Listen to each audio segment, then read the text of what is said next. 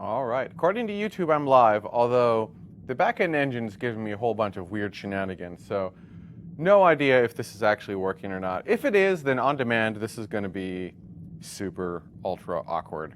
While we're waiting for the live stream to catch up and all the live viewers to be able to join in, I did want to quickly introduce myself. My name is Jami Higginbotham. I am the executive producer and creator of the Shows of Tomorrow, or right now I suppose it's just show. No, I guess we have a couple shows, so Shows of Tomorrow. And I'm here coming at Station 204, which is our studio space in Anaheim, California. I forgot to take my teeth out. Since this is an Ask Me Almost Anything, and it's pretty raw and like just whatever, you're going to get to watch me take my teeth out. I've Invisalign working on my teeth. And actually that goes to kind of what to expect here. So if you're used to our space news episodes, which are obviously scripted and very structured, or if you're used to our, I bet this sounds really great on the microphone too. Oh, and it hurts, it's a new tray. Or if you're used to our live shows, even the new format with Carrie Ann and I, it's a little less structured, it's a little more like this. This is like neither one of those things. We might talk about space, we might not. We might talk about Disneyland because my wife Carrie Ann and I were married at Walt Disney World and we live 3 miles away from Disneyland. So, I mean, who knows what the topics are going to be? It's going to be just very organic, whatever you have questions of me. However, I do work at Company X. I don't represent Company X, which means my views and opinions are my own and not that of Company X. I call it Company X so that there is no confusion and there's no even inkling that I'm speaking on behalf of this company, the other company that I work for. And unfortunately, due to the nature of the work that I do and just the nature of the work that Company X does, I really just cannot answer questions about Company X. And I know that that's sad, and I know that that's what everyone wants to hear. Like, you've got burning questions, you want answers to these questions. I get it, I get it.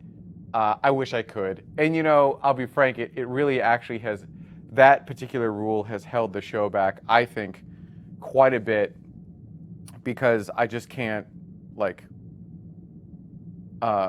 you know, I can't work. How do I word that? It makes it very difficult to talk about some of the really exciting stuff that's happening in space, right? And so that just sucks. All right, I got my chat room up. Let's see if that's going to resynchronize. Maybe, maybe not. We'll just do that. Sweet. Well, oh, because I don't mean to host, that's why. There we go. Gravity confirmed. Oh yeah. That's right. I got a little bit of a soundtrack. Hang on, if I don't talk, let me see that. Oh yeah. There's a little. It's in there. So I did that last time, and y'all seem to kind of like it. This one's a little more aggressive. I think there's a little more of that bass noise of the starship noise going on. Some people asked like in a couple different comments in our in our space news episodes, they asked why it's called Station 204. And for those of you who have been with us for a long time, you know the answer, but then we never really like constantly explain it. It's the address. It's the unit number. So 204, we're on 741 Ball Road, Unit 204. And so we decided to call it Station 204. And there was a little bit of like, what do we call it? Just retire and do Space Vidcast full-time, judging it. Oh yeah, and Space Vidcast, for those who don't know, prior to renaming and rebranding and calling Tomorrow, which I do fundamentally think is a much better name than Space Vidcast, prior to calling it Tomorrow, we were Space Vidcast. And that's actually how I got hired at Company X, was I was doing live shuttle launch coverage down at Cape Canaveral at Kennedy Space Center. Carrie Ann and I we're kind of doing it out of our basement. Now, to be fair, I have a background in broadcast television, so you know, doing it out of our basement is still me with decades of experience, and like, I just wanted to play with tech, and like I was interested in the space and I wanted to see what I could do, and I thought that NASA streaming was terrible. I thought that everyone's online streaming was terrible, and I thought I had something to offer. And so we started streaming shuttle launches in high definition before anyone, before NASA did, before anyone else. And we had a live chat room. You could talk to us. We'd bring on astronauts. It was really cool. It was a lot of fun. And we made a pretty good name for ourselves. In fact, we were named, I think it was Wired Magazine's, one of the top 5 ways to watch the last space shuttle launches. That's pretty cool. Space Vidcast won an award by the Space Frontier Foundation for what was it? Best presentation of space, I think it was. Some. Oh, Vin Diesel eats babies. And that's right. We had like a tent. Forgive me, I have like this nasty knot in my shoulder. I'll get to that in a minute. So yeah, Space Vidcast had these director's chairs with our old logo on it. It was what it's what we called the penis logo, because it was a blue circle and it had like the rocket kind of swooping up. It was pretty phallic. It was like it was pretty phallic, and then the issue became, well, it was there. I mean, it was. So I was like, no, I don't want this logo anymore. And so then we actually, and other companies were starting to like grab onto what we were doing, and they just kind of copied our logo and our name. And so it started getting very confusing. And at that time, I'd started working at Company X. And like, hey, you've posted this video, you need to take it down. I'm like, that's actually not us. That's not our video. That's not our account. They're like, it looks like you. I'm like, it's not us. And we hadn't trademarked anything or done anything. So I was like, okay, well, neat. We're just not going to do this anymore. So we completely changed our logo. And I'd always hated the name Space Vidcast. That came out of, it was a last minute decision, 13 years ago now, or however long ago it was, where I was originally going to call it NASA Spacecast, because I was going to take NASA stuff and rebroadcast it. I'm like, I might want to do more than just NASA. Like, I bet there's more to space than just NASA. And so at the very last, it was NASA Vidcast or NASA Spacecast, one of the two. I think it was NASA Spacecast. At the very last moment, I changed it to Space Vidcast because I couldn't think of anything better. And I always hated that name. I hated it with a vile passion. But I could never find anything better. And it took me years. It took me like 6 years. Dutch Universe, when you think about it, every rocket looks phallic. Well, I mean, Space Shuttle, if you count that as a rocket. Yeah.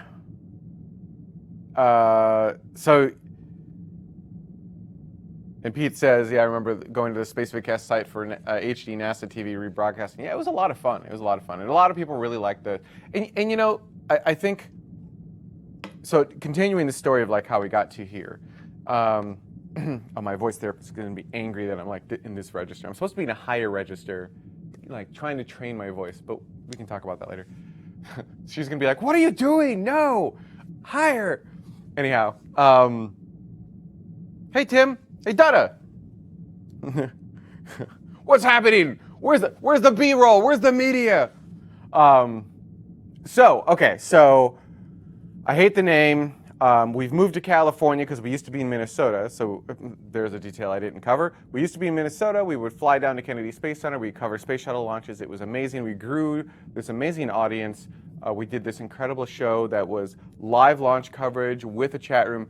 If you guys are familiar with Tim Dodd's launch coverage, it was that, but like 13 years ago. And then it wasn't just like, it was actually us on site as well, also bringing in astronauts and other people.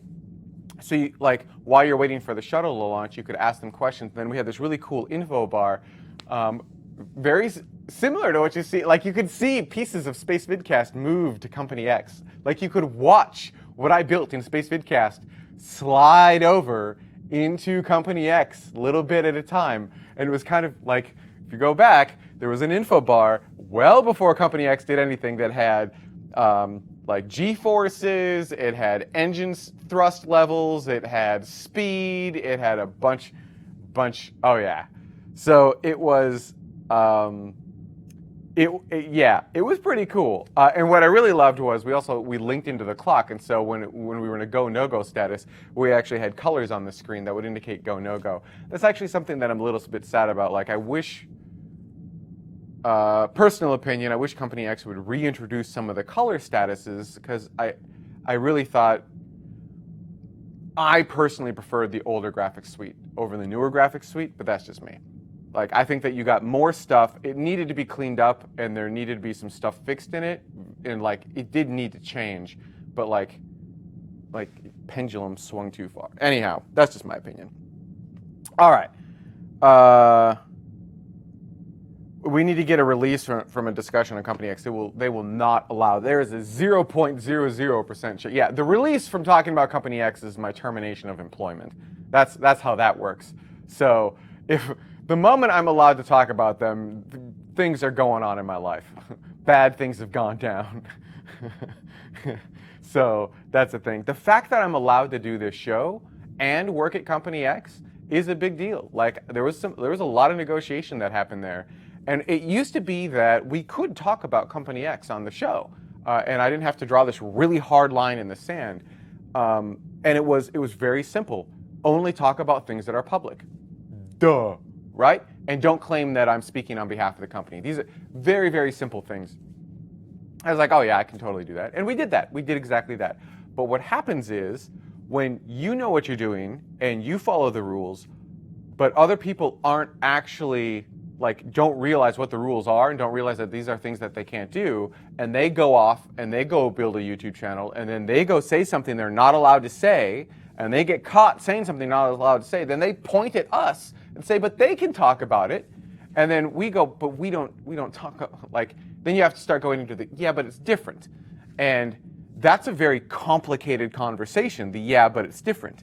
And so rather than having a complicated conversation, I just don't talk about SpaceX. So they can point at my show and I can say, like, I didn't say anything about Company X. Dang it, I didn't say anything about Company X, right? Like, that was a totally different person who has no interaction with anyone at Company X. So, yeah. Yep. It's time I renegotiate my position with Elon. Tomorrow deserves to know. I would love to. I really would. I would love to. And someday maybe. Like someday, a lot of the stuff that's not critical to the company, like behind the scenes stuff with how some of the webcast stuff goes that, you know, no one really cares about, but you might find really interesting as to like how that goes, which obviously I can't talk about today, but I don't believe that's covered under, I'd have to look at my contract. I don't think that would be covered under my non-disclosure. So like, yeah, have a conversation about that, but not today. Oh yeah, Smoke Scale is saying, which is, cool, I just lost chat over here. Let me just hit refresh and see. Neat.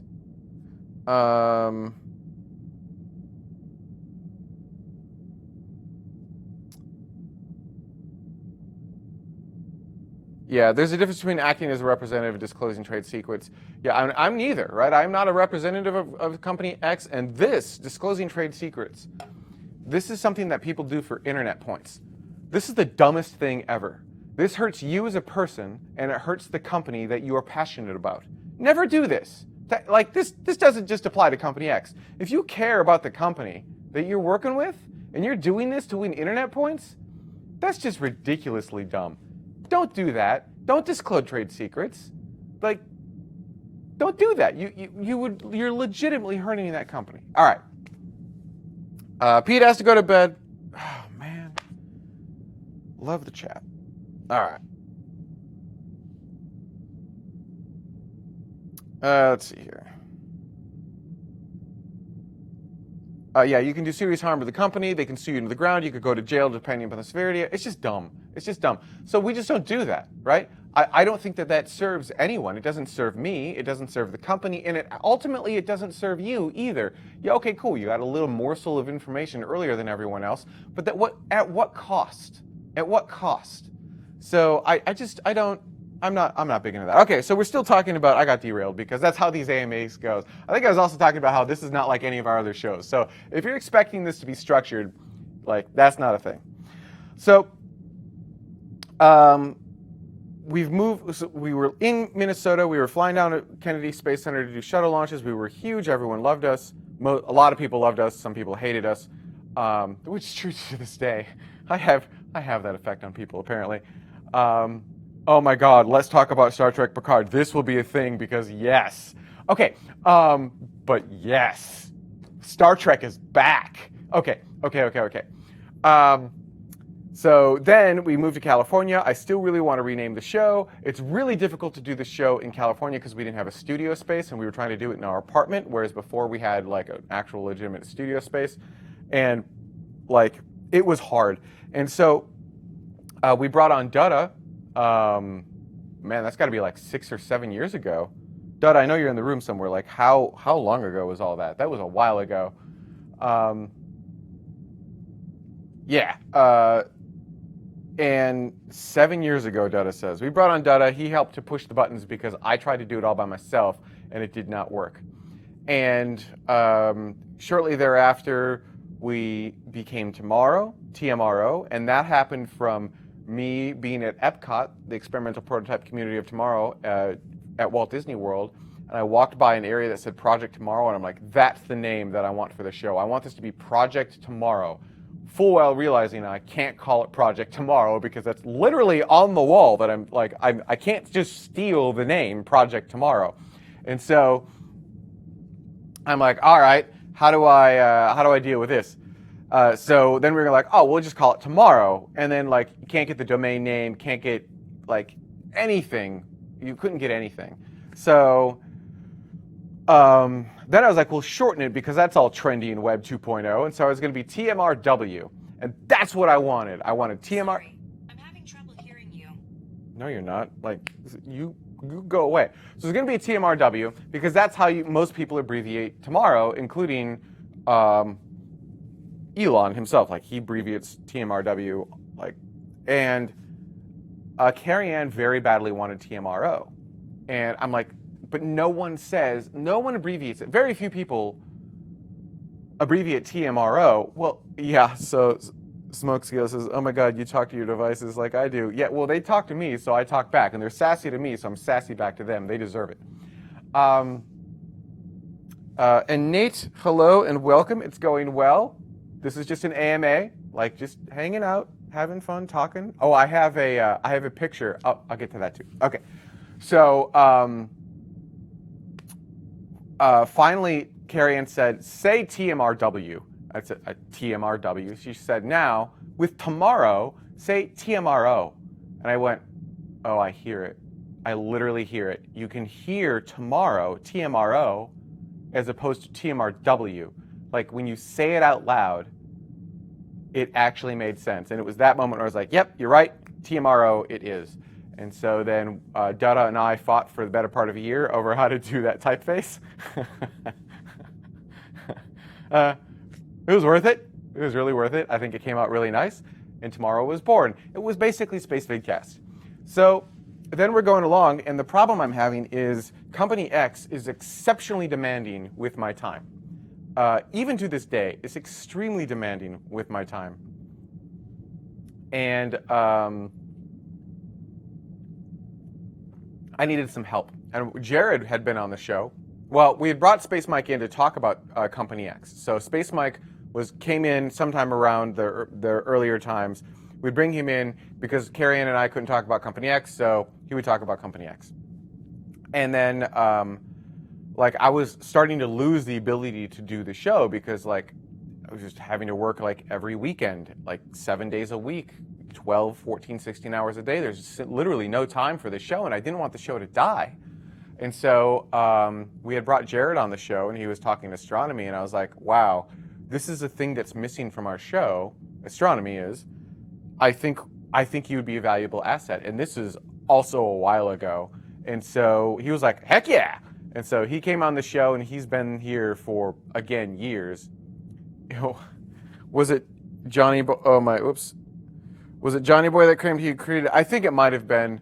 Like someone tried to claim that they created the logo. The thing is that we show our work. Like we literally do this in front of people, and it was a public process. So you can't say I made that, especially when we have all of the examples of the work and how we got from point A to point B. And then he showed what he had made, and it was nothing close to like what we had made. And I was very open about it. I was like, look, this is here. We'll show our work. Here's what we did. Here's the time frame. Here's all of the references to it. Here's even like some of the old school stuff where we had these logos like in the show. And then he showed his thing, and that was the moment where everyone went, "What are you talking about?" And we lost. Like he's left the show because over this. And I like to this day I do not understand. I firmly believe that he believes. Like, I believe that he believes he created our logo and didn't get credit for it. I believe he believes that. I don't know why he believes that, but he definitely believes that. Anyhow, it was, yeah.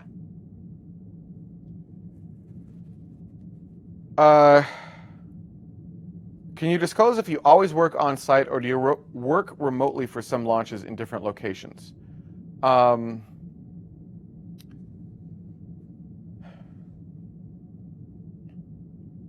the word, I can say that the word always is tripping me up. I have designed a system which minimizes the requirement for travel, but does not eliminate it. How is that? So my travel requirements are minimal, and I am almost never in a location where I have the ability to see one of the rockets in person. I think that answers your question in a way that I can answer it.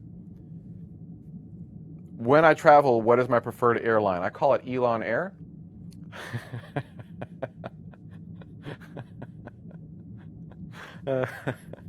Because, I mean, obvious reasons. I think all airlines are terrible. There's a local one, I think it's called like XO, but it only does like Southern California stuff.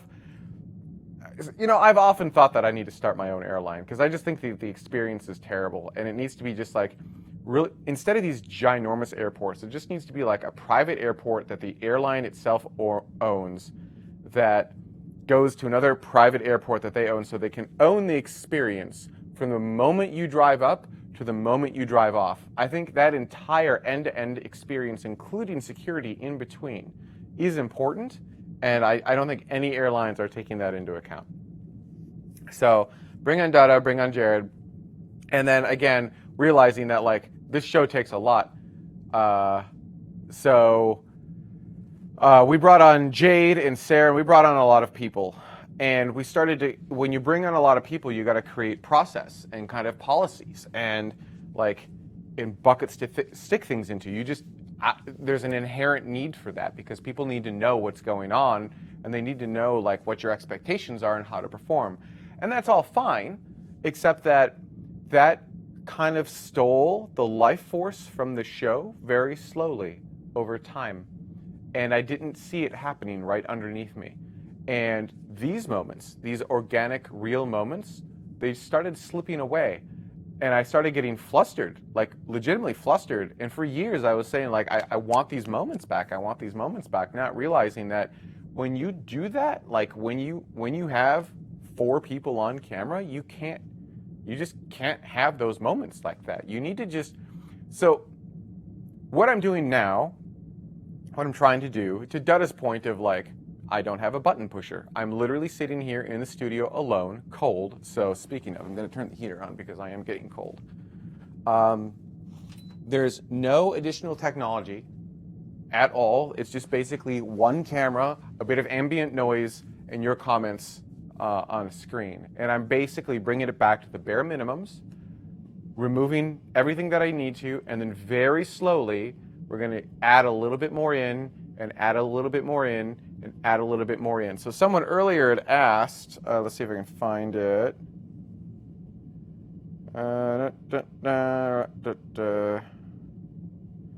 really liked it when you guys did your show from the apartment. It was like being part of the gang. That's what I'm trying to bring back. And so yeah, we're on a space station now, or Station 204, and I realize it's not quite the same, but I think we can still get that most of that feeling back. Like you won't be in our apartment, but like I think it'll still just kind of be a collective community feeling, which is what I'm trying to get back. And I realize that these collective community shows will never be as big as our space news shows. That's okay. That's okay. I don't want to call it a loss leader because I don't think there's a loss here, but it is definitely, it's a much smaller show, but it creates a tight-knit community of people who are very passionate about space and really love this stuff.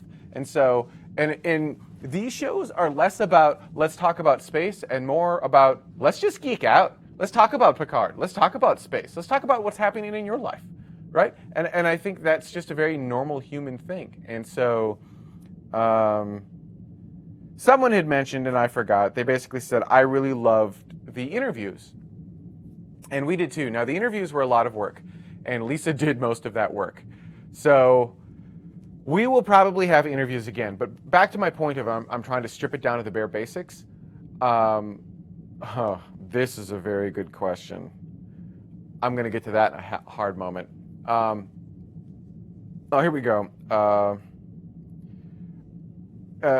NRJ says, no, it's okay, more professional. Also, I love the guest interviews, bring back. So, maybe, kind of, not like you saw them before. So before it just wasn't working. It wasn't sticking, it wasn't resonating with the community. And I don't know how to bring those back in a way that actually makes sense and is engaging. So I'm working on it, but you're definitely not going to see them like every week. What might happen is you see like Carrie Ann and I sit down and just talk to a person for a little bit and just kind of bring them in and just kind of casually talk about space. But I don't think you're going to see it like what it was before. It just, like I said, it wasn't sticking with the community. Most people didn't seem to care. And it really was terrible because those were amazing interviews. Like, those were really incredible people. And there was a lot of work that Lisa put into making those be incredible interviews. There was a lot of work that a lot of people put into making those be incredible interviews. And so, yeah. Yeah, so there you go. Let's see here. Bring back After Dark. What do you think this is?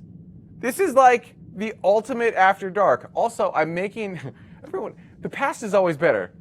Let's make tomorrow great again. That's what I hear you guys saying. Am I going to do another live editing session soon? Probably. Jared said he was interested in doing something like that. So, yeah. Terrence, yeah, if you want to come out. Oh, someone had asked, is the studio worth it? I go over that in my head a lot because just like if we were to just do no shows and have nothing else go on, the studio space, the station costs $3,000 a month just to sit here idle, doing nothing. So that's a lot of money. And I'm not like, here's the thing, I really like the set. Like I really, really like this set. Like I cannot explain to you how much I think this is awesome. And so I don't want to give that up, but also, is it $3,000 a month awesome? Because what I'm doing right now, I could do from home. I could just turn around. I could put a Chrome browser up on the screen, have the chat room running, and do it from there. Like, what am I really getting here? I'm getting really good audio. I can walk in. I've got really great lights. I've got a really great set. But like, yeah. By the way, that's just the cost of the station. That doesn't count for anyone's time. Doesn't count for any of the tools we need to run the show. That is literally the cost of the space. So, yeah.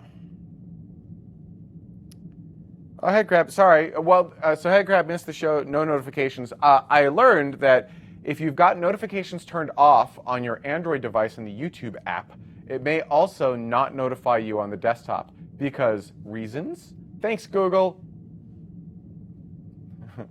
Anyhow.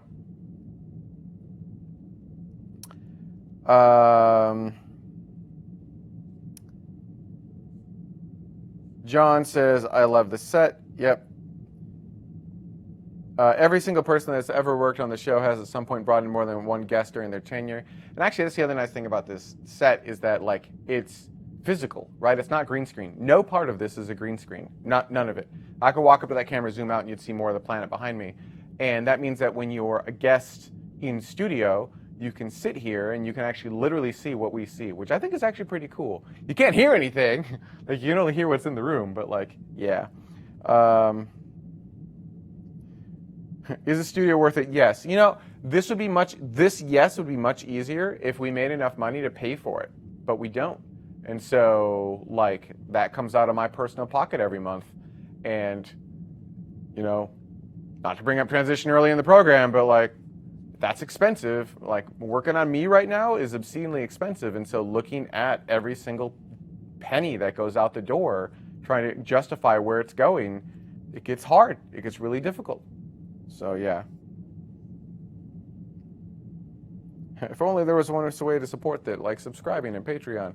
Yeah, I mean, and I try not to be overly aggressive with that, but like, that would help. That would help a great deal. If we could get our YouTube memberships up to, we'll call it like 3,000, 4,000 a month, then I think the rest of it would come in through Patreon or, you know, wherever else, and then we'd be sitting pretty. And then I wouldn't worry about it because the show would pay for itself, but I wouldn't have to like fork over thousands per month to make it go, and then it'd be a non-issue. But it is what it is. Like, is what it is. Have I considered renting the space to other people? Yep. That want this level of equipment. Yeah, the problem is this level of equipment is not plug and play. It's not something that that you just that you can just get into. So the reason I keep squirming in my chair is I'm doing laser tattoo removal. And yesterday or the day before, let's see, what is today? Saturday? Yesterday, I had my third session, and they keep turning the laser up, and it hurts. It hurts more than anything that I do right now. It's the second worst pain I've ever felt in my life, the first being pancreatitis. Should we have a finance AMA? I mean, no. I mean, like, I just need to grow the show. I need to do this the right way. And we'll get there. We will get there. We're making it work. But at the same time, like, it's prudent to look at where my expenses are going. There's nothing wrong with that.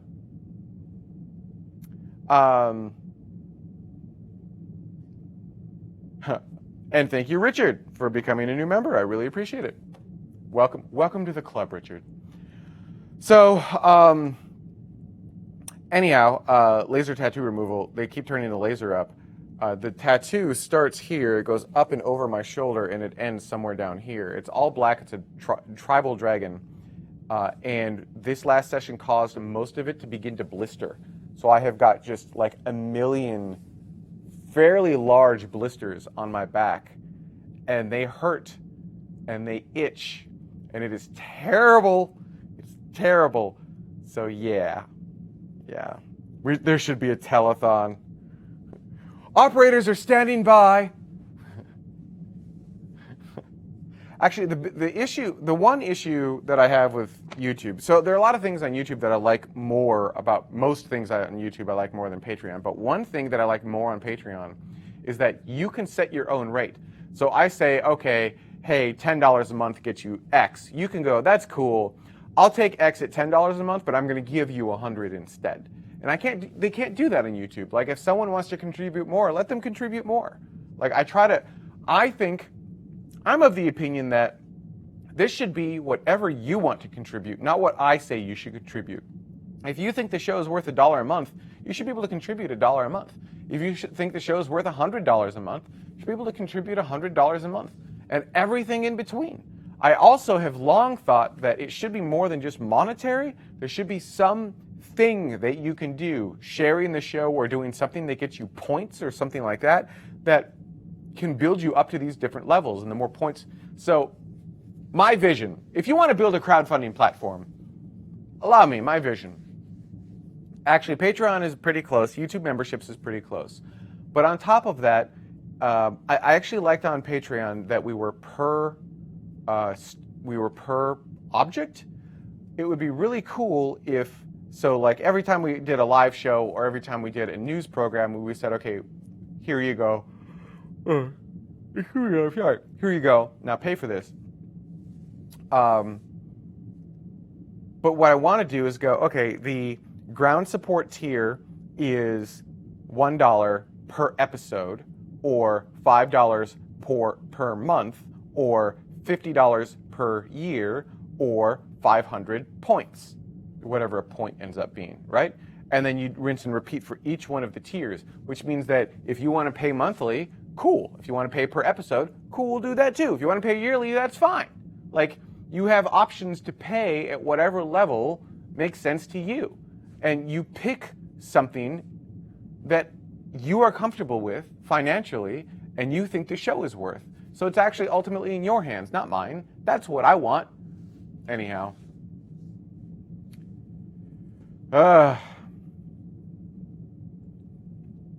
Have I ever thought about selling the tomorrow intellectual property to say Curiosity Stream?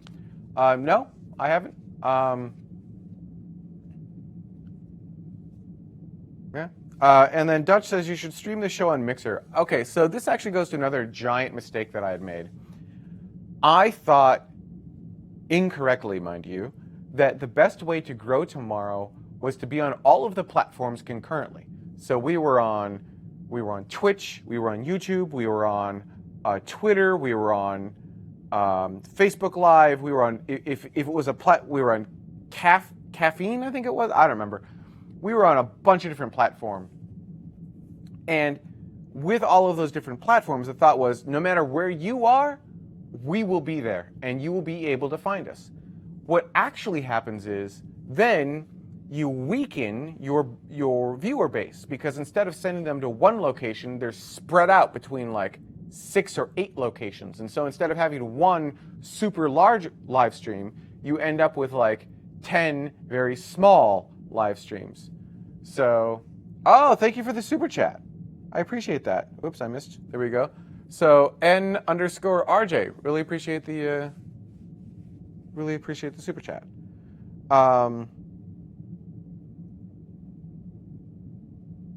Yeah, so that spread us out, and so we didn't have the same strength on the YouTube platform. And frankly, everyone goes to YouTube anyhow. Like it or not, they won. So in 2020, I was basically like, nope, none of that anymore. This is the year of us really focusing on building and growing the show properly. So bringing it back, doing a lot more of these, like AMAs. We'll talk about anything you guys want. Doing a lot more one-on-ones, just interacting with the chat room. We're going to slowly, very slowly and methodically build the stuff back in. So like you had asked about bringing on interviews. The answer isn't no. The answer is we're very, very, very slowly and purposefully going to bring in interviews and figure out what that looks like to do them in a compelling and engaging way so that you enjoy the entire thing. And when you go back and you look at the last live show, yeah, it has a lot lower viewers, but I think it was actually a really compelling show. Like you were engaged the entire time. There was you were entertained. Like we have to entertain you too. That has to be part of it. Yeah. John says YouTube's paid subscription is better than Patreon. I agree. We stopped even advertising Patreon. We didn't get rid of Patreon, but like I would say they do not care about creators at all, and they think they do, but they don't. And YouTube is YouTube's the group that reached out and was like, hey, like we want to help you. Patreon never did that. Well, I mean, that's not a true statement. Patreon half-heartedly did that. YouTube listens to feedback, Patreon doesn't. So they're just very different entities, which is weird. It's like exactly reverse of what you would expect. Are you not entertained? Exactly. Like we need a little John Oliver in the show. Like we have to entertain you, but we have to educate as well. We have to get you excited about space. That's what we need to do. And anyhow, there you go. Did we want to talk about Picard? Because yeah. By the way, with potential spoilers here, like, yeah. So waiting, just kind of going to delay the last Peter Beck interview is still a favorite of all time. That was a good one. I like that one. I like Tori Bruno. I'm sorry for yawning. Star Trek Picard is great. Yeah, Picard. I was super worried. Personally, I was super worried about Picard. Oh, this is actually a really great quote. In order to educate, you must first entertain. Laughing brains are more absorbent. Alton Brown. Yeah, actually, I don't know that we have to make them laugh, but I want to make you smile. I want you to be engaged. I want you entertained. Right? Like, this is some of the coolest stuff humans are doing. We are sending humans to other planets to live and work. How awesome is that? We are literally working on that right now. And it's not just like, it's awesome in the true form of the word, awe. It inspires awe. And I don't think our show was inspiring awe because I don't think we were entertaining. And that's my fault. That's totally on me. And so again, I'm bringing it back to the roots. I'm doing, like, Space News seems to be, changes. Space News seems to be working, so I'm not really doing huge sweeping changes to that. But like, yeah, the live shows, we'll figure it out. It's going to be a lot of this, though. It's going to be a lot of interaction. It's going to be a lot of you talking to us and us talking back to you. Yeah. So I think it's better. And I'm not going to be afraid to be on the air. Like, we're going to do a lot more AMAs. So, okay, anyhow. Harry says I may have to close my face if we start talking about Picard. I was planning to start it tonight. How have you not started Picard yet? Okay, we'll do this.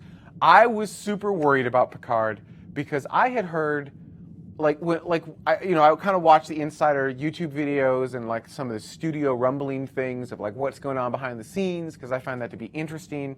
And before Picard came out, like there were some serious worries, it sounds like, from CBS executives.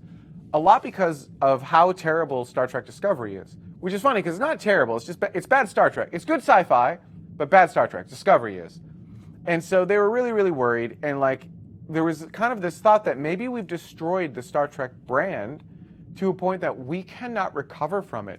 And there are actually rumors, which I would legitimately love to see happen, that CBS, Paramount, Viacom, because it's all one thing again, I believe, so the license has been recombobulated, might be willing to sell the license to Seth MacFarlane and NBC.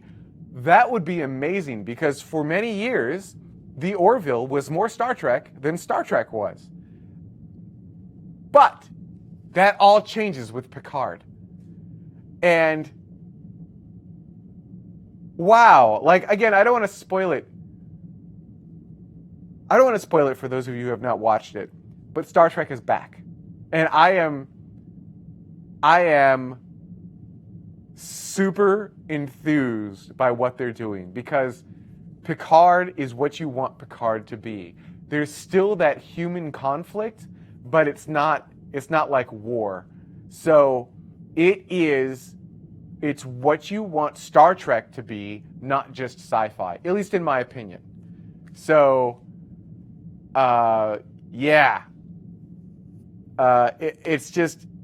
it's really well done.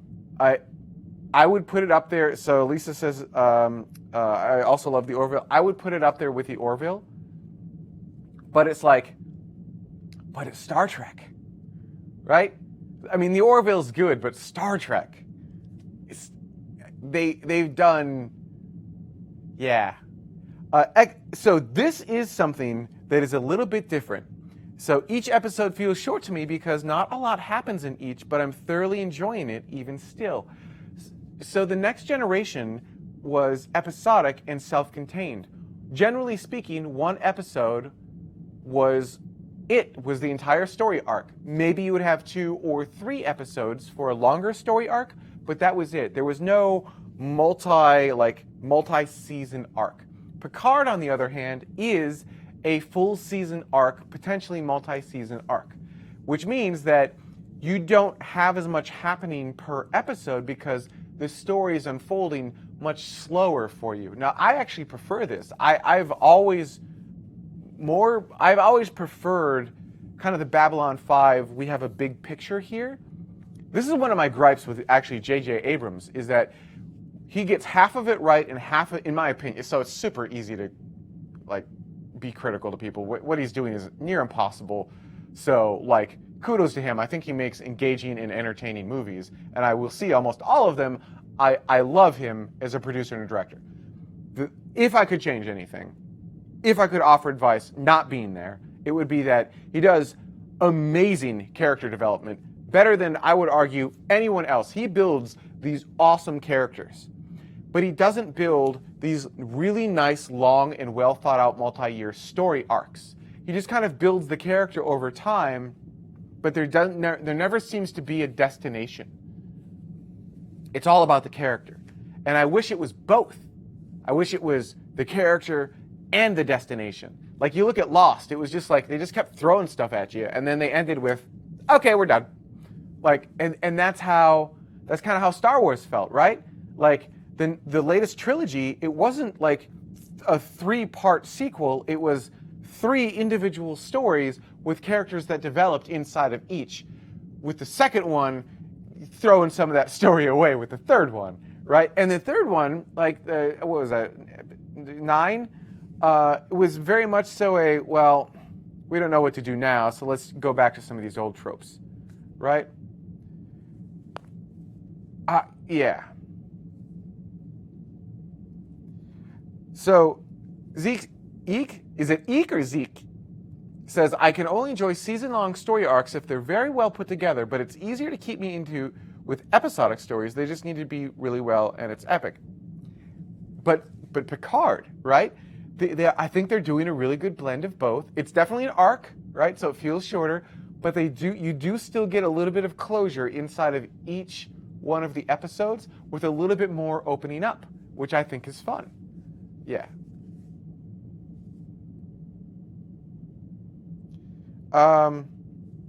So the Star Trek executives finally learned how to let episodic arcs happen after Von Shows learned to love it from Robotech. Wasn't it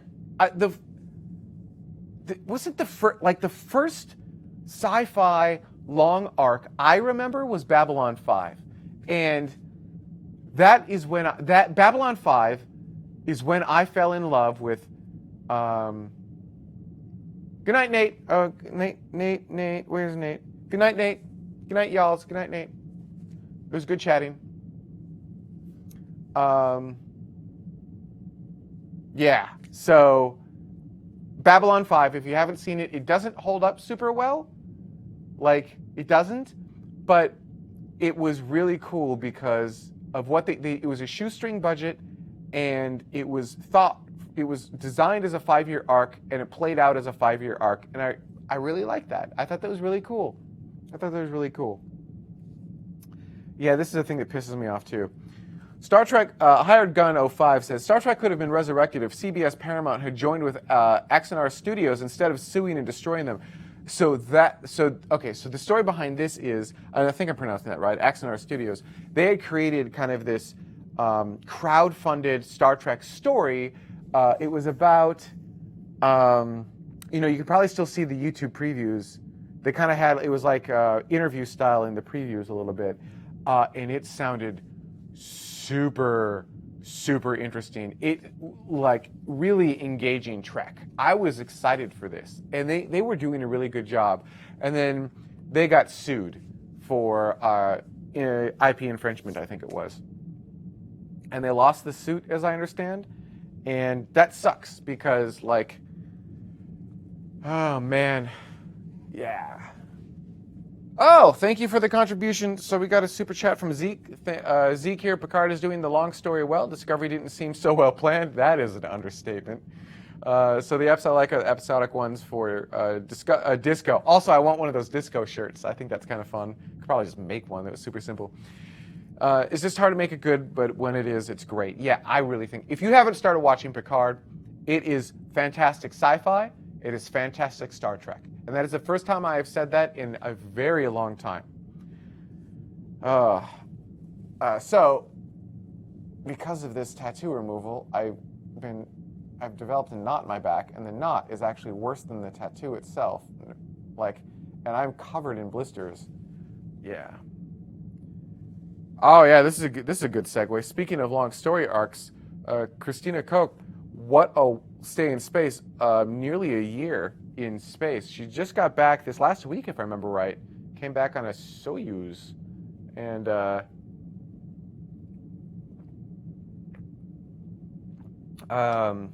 yeah. Oh, back to Picard. Dutta asks, does Picard stand on its own? I've never watched The Next Generation all the way through, and haven't seen several of the franchise films. Yes, it does. It stands very well on its own. They introduce all new characters, which we are not familiar with as the audience of anything that was Star Trek previous. So it stands completely and totally on its own, potentially to the dismay of some people. And when they do bring in a singular character, they explain it like a lot, to the point where, like, they explain it to a point that wasn't entirely true in The Next Generation, but yeah, it's fine, I'll buy it. Like, they need to do something, I get it. Yeah, this is annoying. It's only on CBS All Access, so you will need to get yet another streaming service. Lisa says she likes my shoes. Let's see here. Sparkle. These are, what are these? These are Vans. No, these are Toms. And they've got silver astronauts and like silver little spaceships and silver little Saturns, little planets all over them. These are my launch shoes. So I've got my Lucky Launch shirt, and then I wear my my launch shoes as well. And I thought that would be appropriate for today. The main reason I actually came back to the studio today, 3 reasons I came to the studio today. First, they were missing some of my legal name change paperwork, and they needed me to print it out and sign it, and I don't own a printer at home because printers are stupid and paper is stupid, and I don't do paper, and they won't let me e-sign it on a frickin' iPad. I don't know why. So I had to print it out and take a picture of it. How that's more secure than an e-signature is beyond me, but state of California. So legal name change continuing forward, which is a whole thing for me. The second reason was I have this side-by-side picture that was created. I took a screenshot prior to my transition, February of 2019, April, May, September, August, something like that. And then I had another screenshot directly to the right, like 6 months later, and you can see like how the hormones had been adjusting and tweaking everything. And so then I wanted to, February 2020, come back in and do another 6 months later and just kind of continue the process of taking these screenshots. So I was like, all right, well, I already got to go there to print out this thing. Might as well get this picture and add it into my little, I guess now it's a triptych of transition stuff. Because it's, I live with me, and so it's kind of hard to tell like that things are radically changing. And I didn't really realize how much things had changed until, I'd been off camera for a while and I show up back on camera and people freaked out. And I was like, oh, maybe things are changing. So, and yeah, I don't think the changes between the last picture and this picture were as dramatic as the first picture and the second picture, but like they're there. Like you can start to see it in the face a little bit. Yeah. Paper is stupid. Yeah. Why can't... It was just a PDF. I should have been like, I've got an iPad. I can sign on the iPad. I don't understand, but whatever. It's ridiculous. So here's a question. Speaking about finances, and I've got, now that we're over 50,000 subscribers, we're starting to get advertisers that want to come out of the woodwork, and I can probably charge them about $500 per episode. You do 4 episodes. Well, that goes a long way towards helping to pay for the studio, but that means we need to bring on an advertiser in addition to the Patreon stuff at the end of the show. I'm a little bit apprehensive to do that because I feel like then it will feel like a money grab. To be fair, it's a little bit of a money grab to help pay for all the things. So I'm undecided. I would love feedback from the community. Would you be okay if we inserted a 30 to 60 second ad for like a VPN service? Like I would pick one that I use. I think Dashlane, which is the password manager that we use internally, they had reached out to me. So I mean, I'm cool doing that because I personally use it. Like, yeah.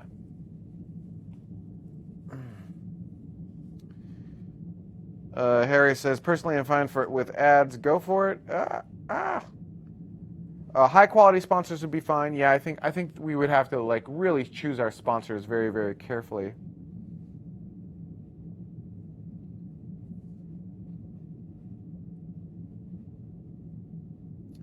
Yeah, that I believe in. Yeah, I think that's also key. Is I can't just like randomly pick services that I don't like. So there are quite a few VPN ones. I'm apprehensive to do VPN ones because there's implied security with VPN, and then like that isn't how that works, and a lot of them advertise it as implied security. Like VPN can add security, it's possible, but it's not. It shouldn't be implied. There's still like stuff that you need to do. I think Terrence is asking which episode. Yeah, we'd probably put it in the news episodes. How long? I think 90 seconds is as long as I'd be willing to go. I'd really target 60. I don't think they can be any longer than 60. I'd really like 30, but like for $500, I think it's going to have to be. It's going to have to be something. The gentleman says, "You mad corny. This is added to the conversation something fierce. Thank you, the gentleman. Thank you very much. Matt says use the ads. There you go. Paper is... oh, of course there's an XKCD for paper. Of course there is. Like, there you go.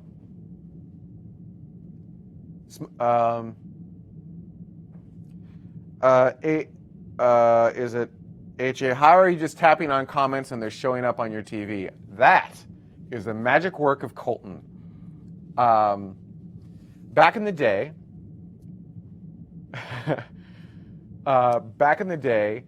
when we were trying to do this on every single platform, we needed a way to funnel all of the comments into one location.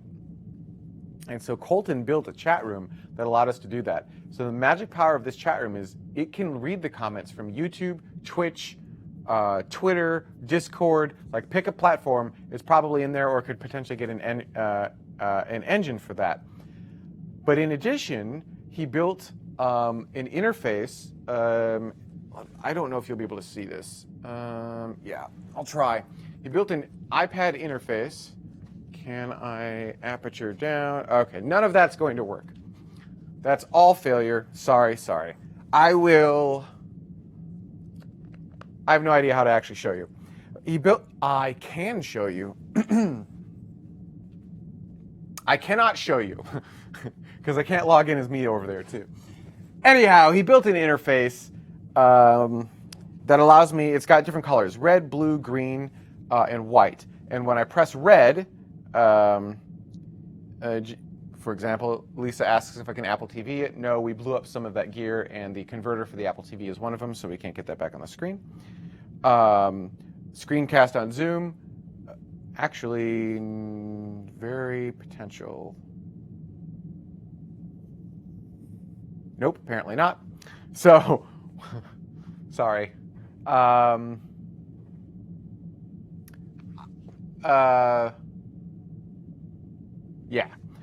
Terrence said, I accidentally had the powers for a few weeks. It was scary. Yeah, it's powerful, right? Because you hit one button and it goes to the screen and there's nothing like, yeah.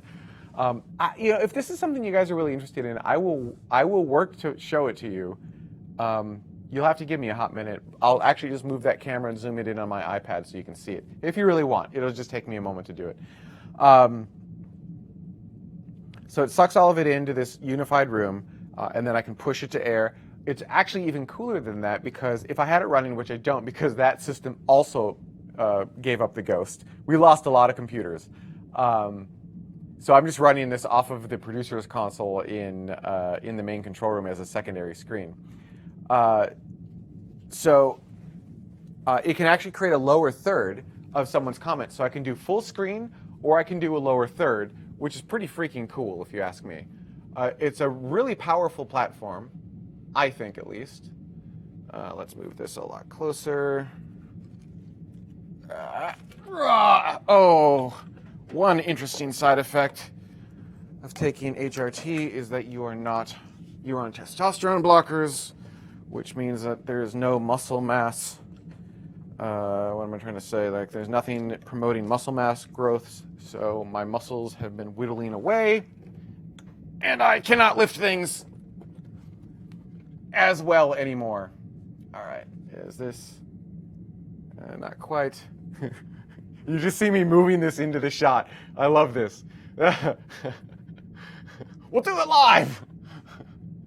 All right. This is almost good enough. Now I got to pass in front of the camera to do some stuff.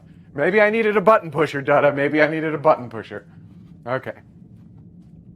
Now I will go to that camera.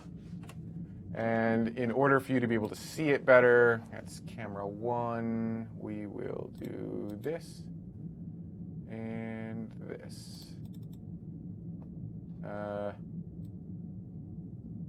There you go. Okay, so you can kind of see what my interface looks like. I've got a couple of different things. So I've got all of your comments coming in, which is kind of fun, right? So you can see your own words being put up on the screen. And then you can see the red box next to each one of those. And when I press that red button, that goes to an interface that's driven by Casper CG, which is an open source character generator software, so it's free, and we just plugged in a command into that, and it actually renders out the actual full comment itself in real time as you've been watching. Now, you'll also notice blue and green. So what blue does is blue is a way to stage it. So when we had live interviews going on, there would be a lot of side conversation occurring, and most of it not necessarily relevant to the hosts. And so at the very top, you see that Tomorrow Hosts tab. The hosts would sit in that room, and then Carrie and I would be in this producer room back here. Oh, actually, can I do this? Don't I have this superpower? Am I actually that lucky?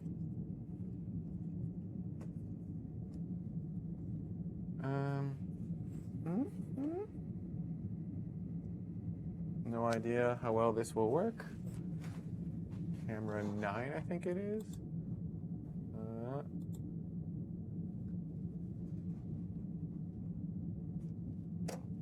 Bam.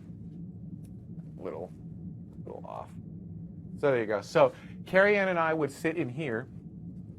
We were in this room, there was a back table, and we would be going through the main chat room and looking for your comments that were interesting, and we'd press blue. And as soon as we would press blue, they'd actually move into the Tomorrow Hosts room. And the hosts actually have a giant TV out there. Let's see if I have enough cable for this. Can I show you that? No. Okay, I will work on that in a little bit. I'll give you kind of a quasi-tour. Also understand that I can't see you right now, so we're gonna... Okay. Sorry. It's chaos, I know. I hope you're enjoying it. I hope you guys aren't sick of this yet.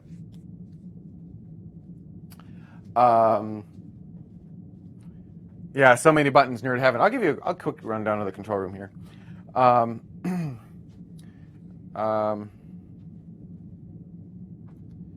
So we would sit in the back room, we would press the buttons, and then that would allow us to select, like push it to them, and then they could say, oh, hey, actually now you're going to know all of our secrets. They would say, oh, hey, so-and-so. So the way this would work is they would, like, it's pushed into, let's see if I can do it. So like we've got no data, I think, so I press blue on that last one, you see it turn blue, and you see in hosts now, this object blue has shown up in the host room. And so then the host would say, oh, we've got a comment from YouTube, from Headcrab. And the reason they would always start by saying, we've got a comment from YouTube, is because, from Headcrab, is because that gave us an opportunity in the control room to really quickly scan the host room and go, okay, where's Headcrab's comment? And then we would really quickly press it red so that it would be available to Dutta. So then we would go, boop, press it red, and now it's an object that he can actually write on the switcher, that just belongs down there now. Then I can just boop and bring it full screen. You have to make that noise or it doesn't work, right? So that's how all of that works. And yeah, this is the main control surface. This is, someone had asked, let's see here. Now I'm stuck in hosts. Let's get out of hosts. Yeah, Tomorrow Unplugged. I just pressed the button. Oh, I suppose it's up on that screen. So that, all right, that's legit. I'll let that fly. Actually, what I could do. It's too much. While I'm in here, if you guys want to see, I actually have. This is the whole reason I was here today. All right, so those are the 3 pictures of me. But like, you can start to see the shape changes. Like to Dutta's point earlier, like I had a beard, but I was also, let's see here, that'd be 60 pounds heavier in the left photo versus the right photo. The hair is changing, and you can actually see some fat redistribution in the face. I still have problems with, like, the facial hair is not gone yet. Working on that, but like my electrologist was out for a little bit. Hair is in that weird, awkward middle state now. Yeah, isn't that like? And here's the really, really, really incredible thing. I'm only 10 months on hormone replacement therapy. I'm not even a year in, right? How incredible is that? Like, the first picture is before I ever started. Yeah. Anyhow, there you go. Let's see here. Where's social? I'll put that there so you guys can. Yeah, Zeke says that's an incredible change. Let's see here. If someone could actually make a control surface that used the LCAR, actually I can do this, that used the LCAR's interface and actually worked legitimately well, they'd make so much bank. I don't disagree. I want, if this was LCAR's, which for those who don't know, LCAR's is the visual interface in the Next Generation, Star Trek The Next Generation. Like all the computers they interface with, that computer interface is called LCAR's, which is library, I don't remember. Let's see here.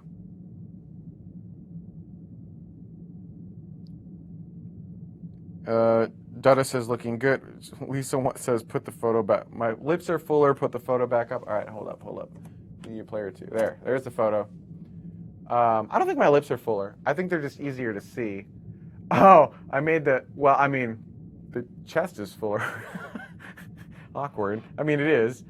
The swoopy hair is helping because like it helps with a feminine hairline. The cheeks are starting to imbigonate a little bit, which is kind of nice. The chin, I'm a little bit worried about the chin. Like I'm not planning on surgery on my chin, but after seeing this picture, maybe I should. I'm not sure. I don't know. I don't have to decide right now.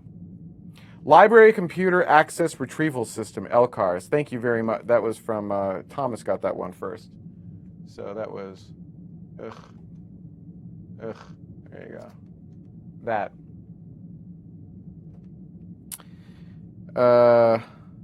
John says my lower lip is fuller. Could be.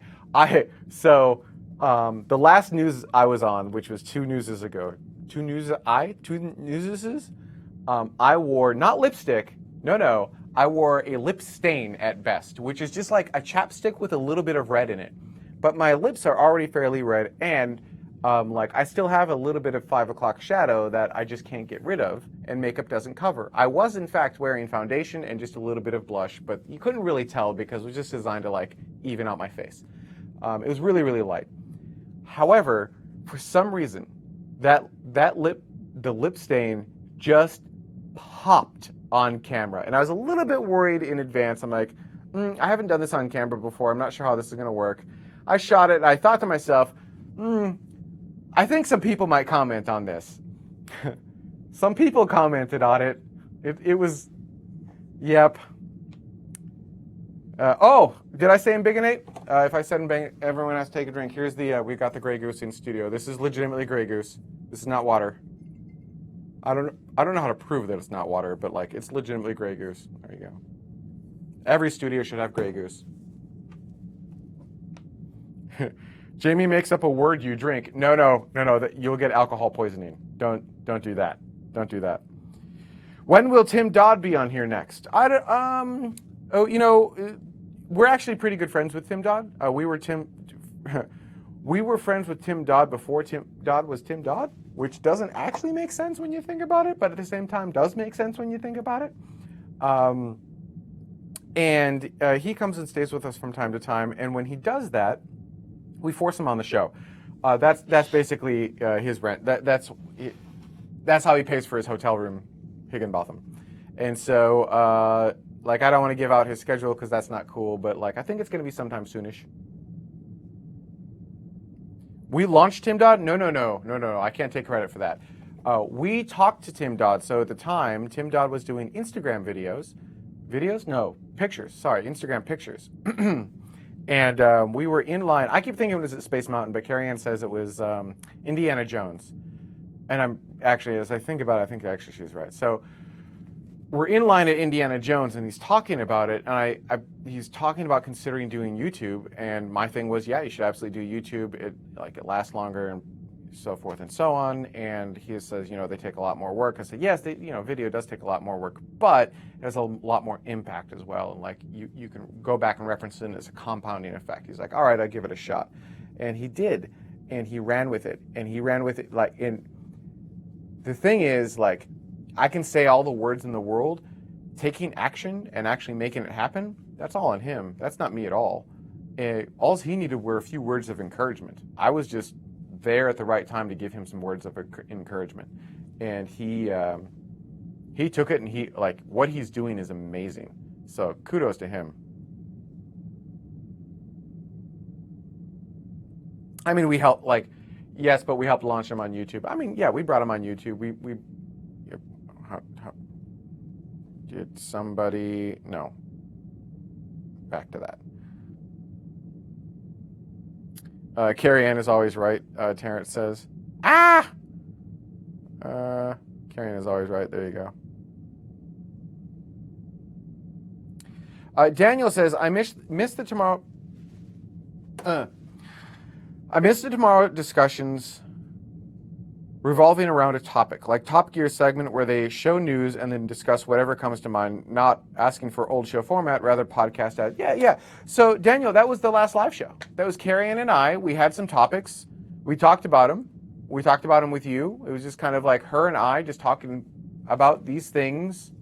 One camera locked down, very simple, with comments on the screen. I mean, that is what the old show was. And I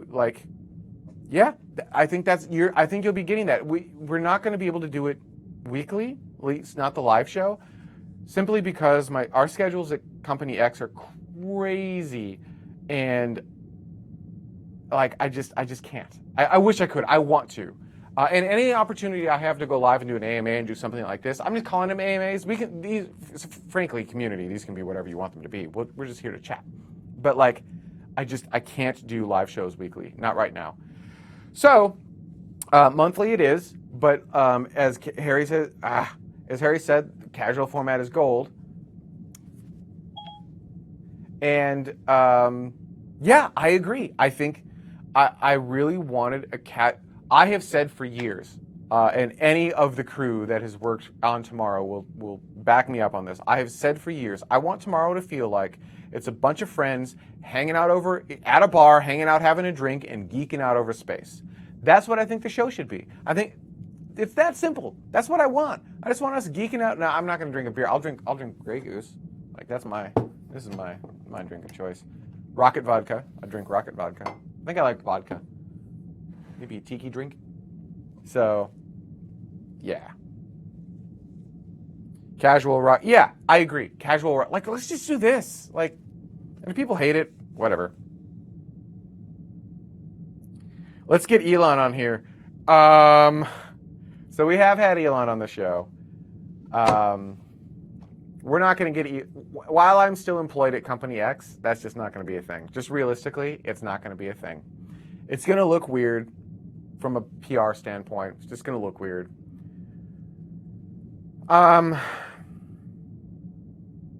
Yeah, that's just how it's going to be.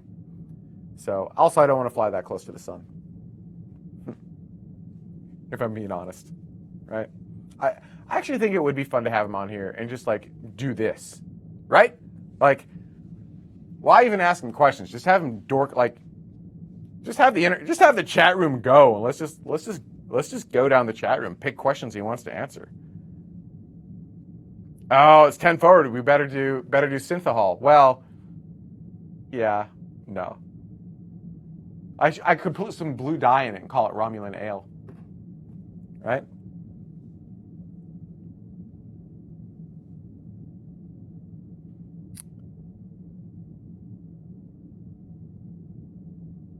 John says, laughing out loud, being close to Elon is flying close to the sun. Well, I mean, right? Right? My thing, yeah, I can tell this. So my thing is, I've been at Company X for almost 9 years now, not quite 9 years. Wow. And of those 9 years, all but 2 of them, Elon I used to say Elon yelled at me, but that is not true. Elon doesn't yell. He never raised his voice at me, not once. He just very sternly tells you what he thinks. And so now the new way I describe it is Elon, for 7 of the 9 years, Elon has very sternly told me how I'm failing humanity. There are 2 years that did not happen. That was the first year was the first year I was at SpaceX, where I was actually presenting the graphics, for the on-air graphics suite for like all of the things. There is a story there. Someday I want to tell everyone my vision for what the graphics should, like graphics 1.0, what that vision should have been, and graphics 2.0, what that vision should have been. I can't tell you that right now, but you'll be like, oh, it's pretty cool. And for anyone who knows me and who I've actually told this vision to, like, they'll back me up. It's like, you're like, it breaks your brain how freaking cool it is. So we'll get, like, I hope we'll get there someday. But yeah, like there's stuff people haven't thought of. I will say this. There was a Reddit post not that long ago that started getting closer. Like they took it to the next natural step, but they didn't keep going with it. And I saw that and I was like, I can't say anything here and I can't now either, but like, keep going. Just keep going. You're getting closer. So yeah, it was really exciting for me for them to see that and then be like, hey, why don't you do this? I was like, yeah. Anyhow. Maybe on the Starship launch? No. No. Space question. Boop. Your thoughts / imagination. Ooh, I like it, / imagination. On how space-based robots should build in advance prior to humans arriving to build the rest, whether Moon, Mars, etc. Well, I think on a place like like the Moon, basically picking up lunar regolith and cooking it into like bricks, like building it into bricks, and then like laying those bricks and creating even if it's not an airtight thing, at least creating a radiation shield for us, or like landing. We would land the hab and then have the robots, take the regolith and like bury the hab so that we've got, radiation protection. I think that would be a pretty good use of that. Ultimately, I think for the Moon, we can kind of build that like on the fly, right? Just kind of send it in pieces and build it. Mars, I don't know. I haven't really thought about Mars. Like, I'm more interested in the Moon than I am Mars. I'm more excited for the Moon than I am Mars. Because we've had this discussion. Actually, we had this discussion on the last live show, and I fundamentally agree with Carrie Ann. So I haven't put a lot of thought into like what Mars will take. Also, I personally am not going to Mars. Like that's going to be the worst camping trip ever. I already don't like camping, so that is not going to be a thing. Maybe Jeff Bezos will be on.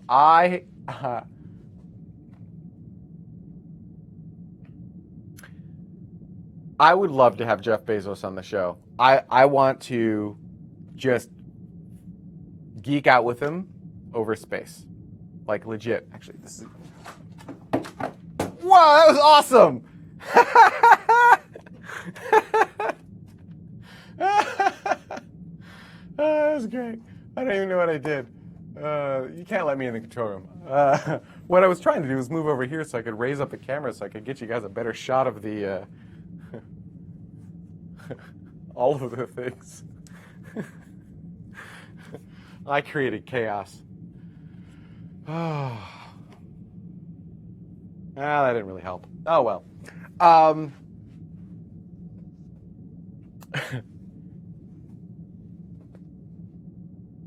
I've reached out to them so many times, and they have this amazing firewall with a public relations team who gets in the middle of everything, who's not part of Blue Origin.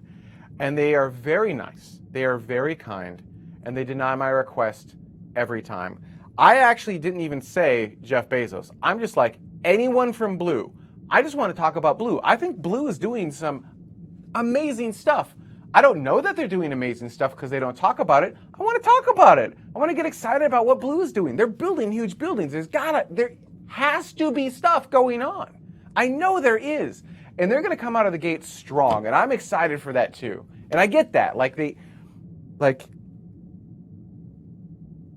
am I trying to say? Under promise, over deliver, right? Just it's going to be amazing. It's going to be amazing. And I'm excited for the day when we can bring Blue on. That day is not today. That day is not in the near future. I even was like, I got close once. I was able to skirt around the PR team because we know people. And like, we got in and like, it got really, really close. Then they like somehow found out and they booted us back out. I was like, ah, we were so close. We were so close.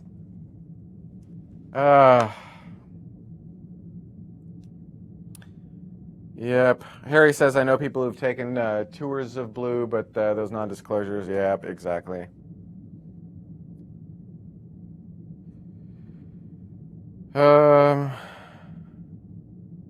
Kevin asks, do I have a favorite board game? I don't really play board games. I'll be frank, I don't have a lot of time for much anything in life right now.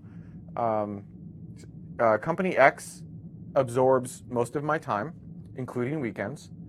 And then, although recently weekends, not always. Like I'm in a heads down mode right now for some stuff. This is actually the first weekend in a while that I don't think I'm going to be going in at all. I'm not entirely sure, but probably not. So Company X takes a lot of time, and then like you want to just decompress, and we decompress at Disneyland, and we are Club 33 members, and so we go there to decompress because why wouldn't you? If you don't know what that is, just Google Club 33. We enjoy I enjoy sharing experiences with people, which is why we have the club membership, because then they get to do something that most people can't do. It's really awesome. You walk in, just do what you need to do. So we usually go there, and then we do the show. And I just accounted for 26 out of 24 hours out of the day. So I don't really have time for board games or video games or anything else, although I'm terrible at video games. So Matt has to go. Matt, it was a delight having you here. Thank you so much for joining us. I hope you have a fantastic night.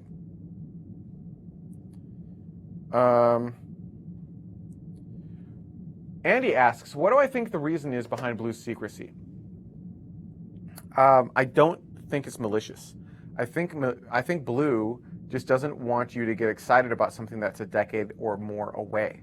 And I think that's actually like legitimate. Like, we've had a problem in industry of people talking about a thing that's going to come out, and they're going to be like, here's our new thing. Let's use Space Launch System as, excuse me, as an example. Here's this thing. And over a decade later, you still don't have the thing.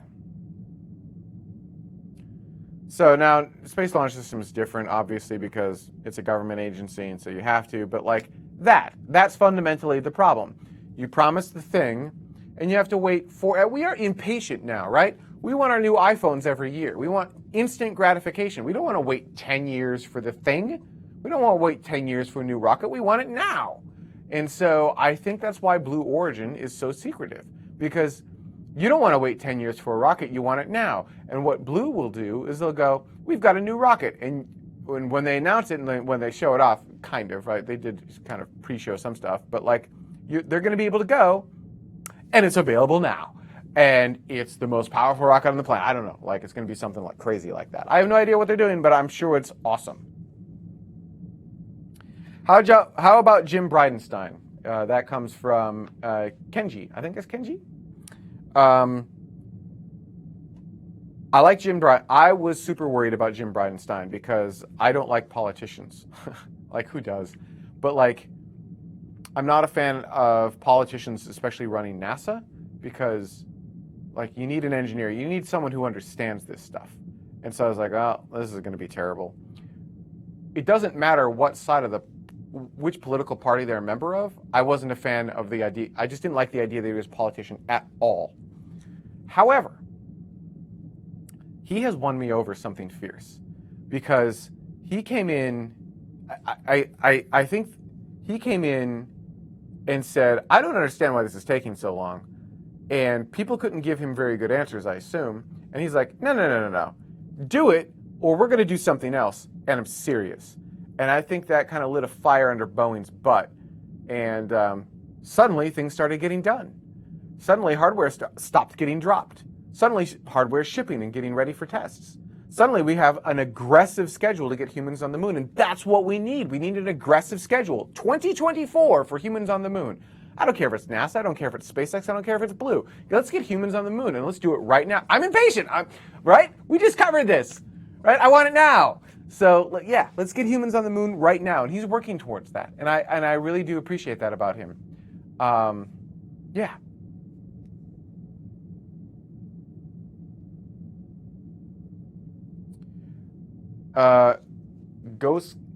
Ghost Kings says, observation, Americans tend to overpromise. Blue is a welcome change. Yeah, I mean, I can see that. Jared just woke up. I hope you don't have bed hair. Welcome.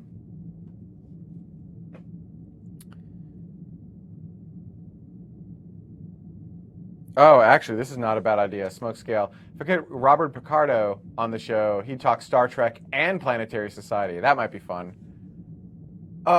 Spoilers, I can't say it. Okay, he's not coming on the show, but like Picard spoilers. Bridenstine would be an awesome guest from Harry. I agree.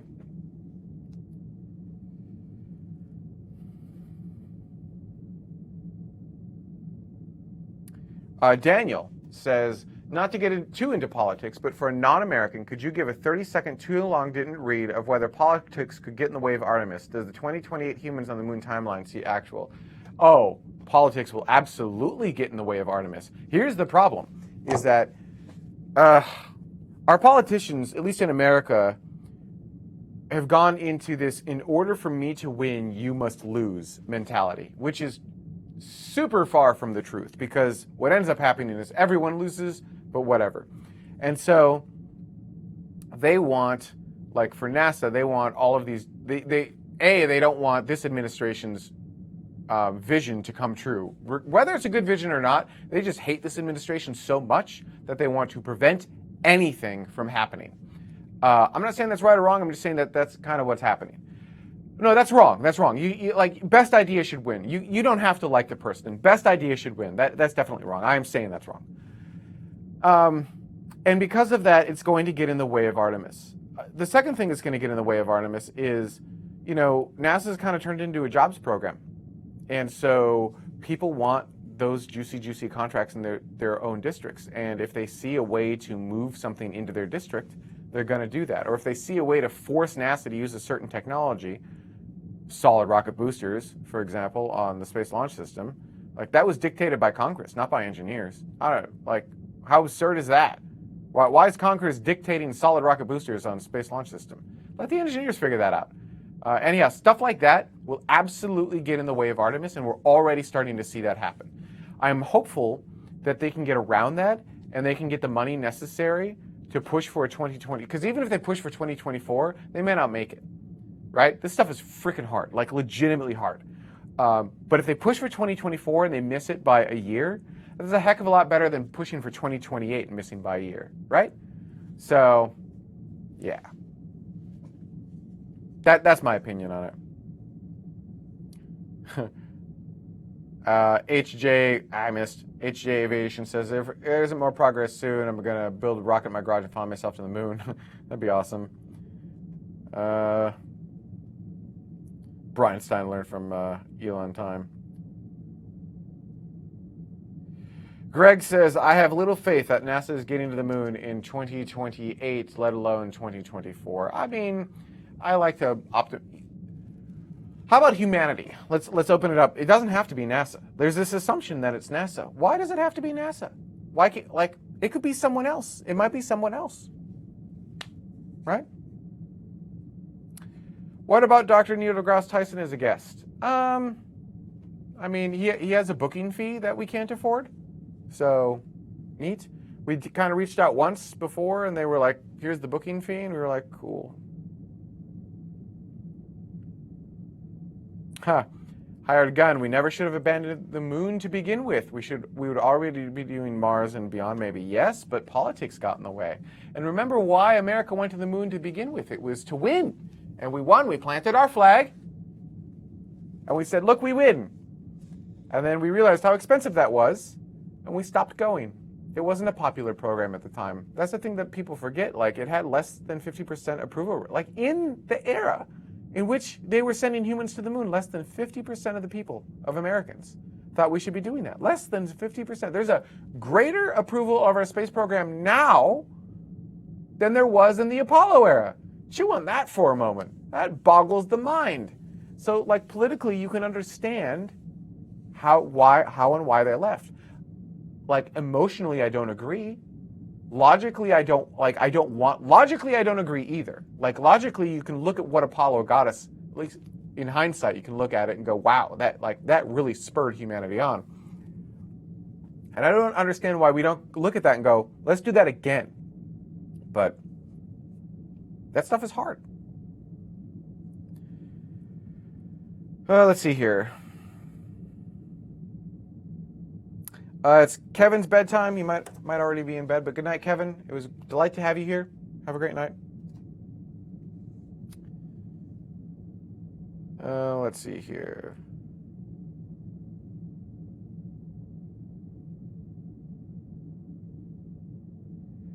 Terrence says, SpaceX brought back the demand for space. I think SpaceX brought back the excitement for space, right? And they started saying, you know, you had all of these engineers saying, like, reusability doesn't make any sense. You need to maximize payload to orbit. And then you had Elon coming in going, you guys are stupid. And I fundamentally agree with Elon and showing them how to do it. And now they're scrambling to catch up, and they're a decade behind. And I don't think they realize they're a decade behind. Fathom this, like, chew on this for a moment. Space launch system, not reusable, right? $1 billion plus per launch, can't reuse any of it. But it's got solid motors. Anyhow, it sounds like I'm harping on a space launch system. I am a little bit, but even if Space Launch System gets us to the moon and it does cost us $1 billion, we got to get to the moon. Like, I kind of don't care what platform we get there on. Let's just do it. And if that needs to be Space Launch System, awesome. Let's make it Space Launch System. I'm not sure it will be, but at least we have an architecture that's going into test stands and at least someone's working on something. And yeah, other people are working on other things too, but like, this is a thing that we can point at and go, that's getting pretty close. So hopefully we can actually do Artemis 2024.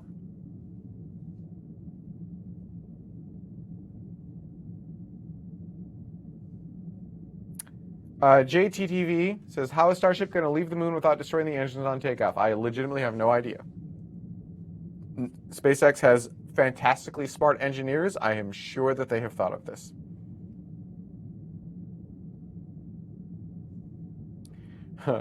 Tony asks, what do I think about the $2 billion cost for each space launch system? How? Like, how?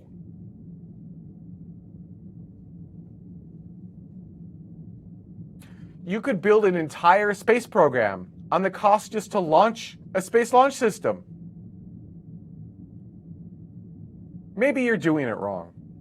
I'm supposed to be nice to NASA. I'm sorry. I'm supposed to be nice to NASA. I'll be nice. Still doing it wrong. Let's see here.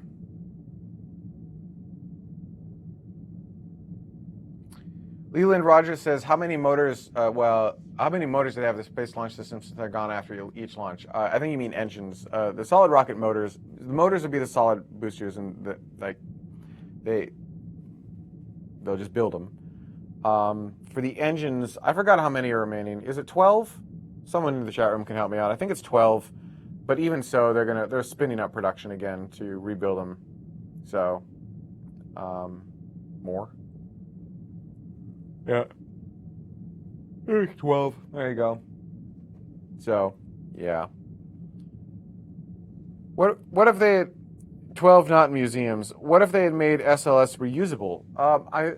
If it was $2 billion to launch, if it was $2 billion to launch the first time, but it was reusable, and each launch after that was, we'll call it 20 million, which is still a lot, but like, that feels acceptable, right? That feels like, okay, I understand what you're doing there. That makes sense. Yeah, okay. But that's not what they're doing.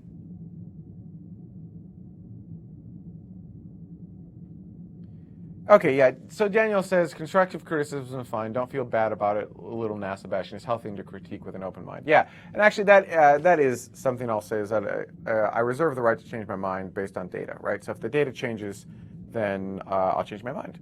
Kind of like Boeing, the Starliner launch, and I don't want to say defending Boeing, but I was like, look, we don't have enough data to come to any conclusions here. Like, we don't know what happened based on the data we have. Yeah, maybe they should be allowed to go straight to orbit. New data is coming out that basically says, no. This was far worse than we made it out to be, but we didn't think that was important. And it's like, okay, yeah, no, maybe you should not be entrusted with humans just yet. You don't have your things together. So, my opinion on that has changed. And if new data comes out, then it can change again. That's just how this works. Like, the idea that you have to make up your mind and stick to it is a weird political thing that doesn't make any sense to me. Like, it is possible to get new data, and it is possible to change your mind. It's allowed, and frankly, it should be encouraged. Like, how silly would I don't want to make up my mind and then have to be stuck with that for the rest of my life. How crazy is that?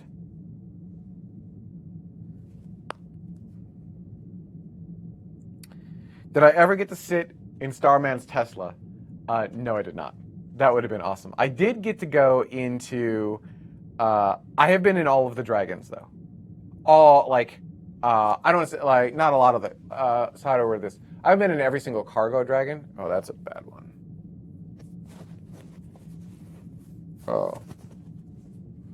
Yikes. I've been in every cargo dragon, but prior to them ever flying, I was in all the prototypes, all the different bucks, all the simulators, and then for crew, I've been. Actually, I have not been in the latest vehicle, but I had been in the other vehicles. I don't know that I will ever get into the latest vehicle. Now that I think about it, like the DM2 vehicle. Oh no, yeah, I will. Yeah, I will. Anyhow. Yeah, and then after DM2, that might be it. That might be the last dragon I'm in. What do I think will change for Dragon 3? I'm not convinced there will be a Dragon 3. It feels to me like Elon has moved his priorities over to Starship, but I don't know. It's Elon's train set. You got to ask him.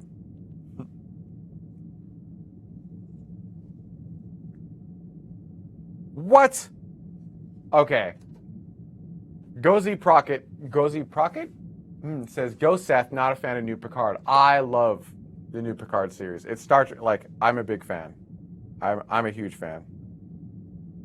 I'm absolutely in love with Picard. I don't like Discovery. Well, actually, that's not true at all.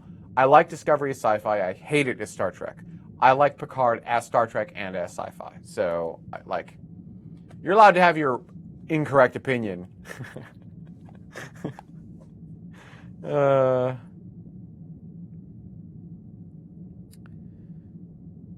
How sterile do spaceship parts need to be? How do things like human finger oils affect things before the flight of space when the heat traveling through the atmosphere sterilize it? So actually, I'm going to do this also. I'm going to move back out here because we'll awkwardly talk. So the thing is, when you've got for certain space components, the oils on your hand can have a pretty dramatic impact. So if you're touching an engine bell made out of particular metals, those oils can do bad things when the engine fires, and so you don't want to have that. However, on things like the outside or inside of a spaceship, doesn't matter that much. I mean, it's going to be sitting outside in the Florida rain anyhow, so your fingerprint better not do much of anything to that, right? If you're sending something to Mars, or you're doing an interplanetary probe, okay, now it matters a little bit more, maybe. If you're sending humans, it doesn't matter at all because we're sending all of our bacteria and everything with it. But if you're not, and if you're trying to find life, then, sending our own life is a bad idea. It's going to screw up your own experiment. It's going to screw up the ecosystem. So,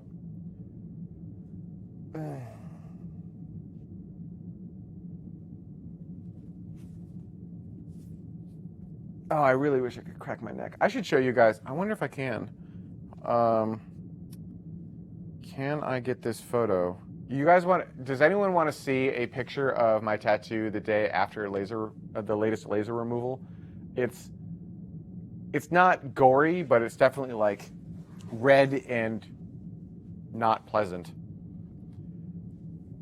which is causing my back to tense up. All right, show tattoo. All right, you're gonna have to. I gotta get off camera here for a second.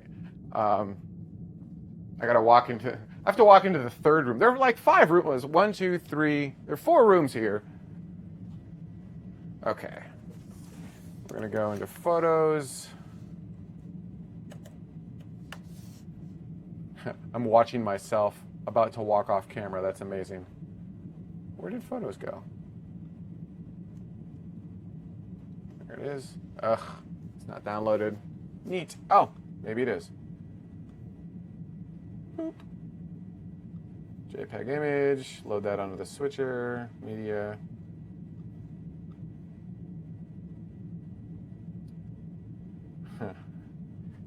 All right. You guys ready for this?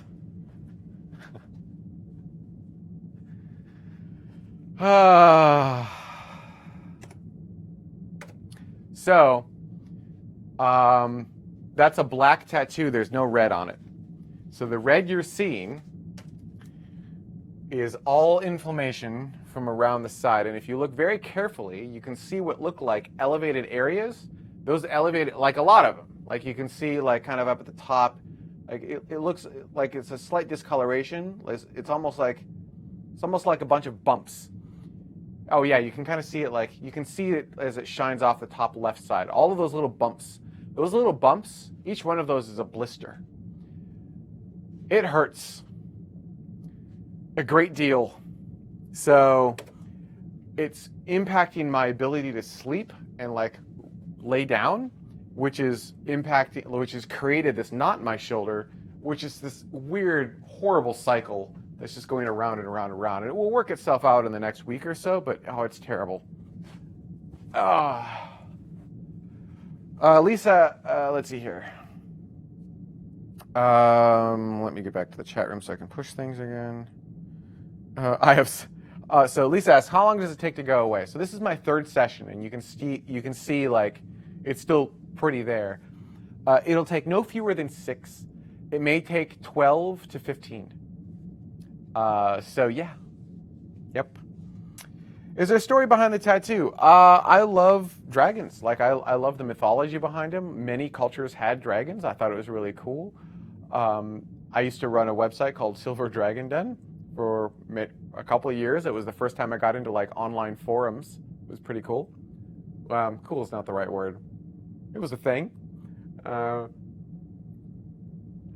And this was a design. A friend of mine went to, I think it was China, somewhere in Asia, and came back with he knew I liked dragons, so he came back with a white sweatshirt with a black dragon on it. And I really liked it. It was similar to this. I really liked it. And so I brought it into Illustrator and I tweaked it and I moved it around and I adjusted it and turned it into this. And yeah. And oh my God, does it hurt to take off? Removal seems like it's stupid painful. Uh-huh. It's stupid painful. Tell everyone it's a wound from the Starlink satellites firing their lasers at me. Let's see here. Why did I choose sheepdog? Why did I choose to have it removed? So when I got the tattoo, I was very much so hiding my transgenderism from myself. I was afraid of it, and I refused to admit it. And so I buried it in my brain. And in doing that, I was very male. And so when I got it, I didn't account for, I only accounted for how it would cut me in a men's shirt because, again, I wasn't admitting to myself who I was, so that's what I did. Except, I don't want to, flash everyone, but, it's kind of hard to see. So, on a bra strap, or even the bottom, there's no way I'm going to be able to show you. Sorry. It gets cut in really weird ways, like right across its face. Well, like it gets cut across the whole tail section gets kind of cut funny, and then it gets cut like across the back in a really weird way. And then when I'm wearing like women's clothing, the sleeves are higher, and so it peeks out really funny, and it just doesn't look good. Like it worked well it worked well in male mode, but it does not work well in female mode. And so I'm like, no, I can't. I really can't. And it's funny because I was at the nail salon today. This is going to sound terrible. So I might be going down to Boca Chica very soon. I just don't know when. And so I actually had to have all the fun colors removed from my nails. And I had to bring my nails to as natural of a male thing as I can. And so I was doing that, and she's like, and I'm squirming in the chair. She's like, what the hell, what's going on? And so I show her the picture, and she's like, that is an amazing tattoo. I don't understand why you're removing it. And so I like, you know, I should not itch it because it's all blisters. Anyhow, that was all random. I should have kept the dragon since I work with the dragon. It's rather fitting irony. Yeah, I mean, yeah, kind of. I had the dragon tattoo before I worked at SpaceX. Did I? Yeah, I did, because I got it back in Minnesota. If I wasn't so busy, would I play space video games like Kerbal Space Program, Astroneer, etc.? Probably not. Like, I'm just not a big gamer. I kind of try to get into Kerbal, but like that's just not my shtick. It's just not me. I've had it that long? Yep. I've had this for 18 years, 17 years, somewhere in there. Mm-hmm. Yep. Jamie's too old for that. John Benstead, why do I need my nail colors changed before going to Boca Chica? Boca Chica is in very deep Texas.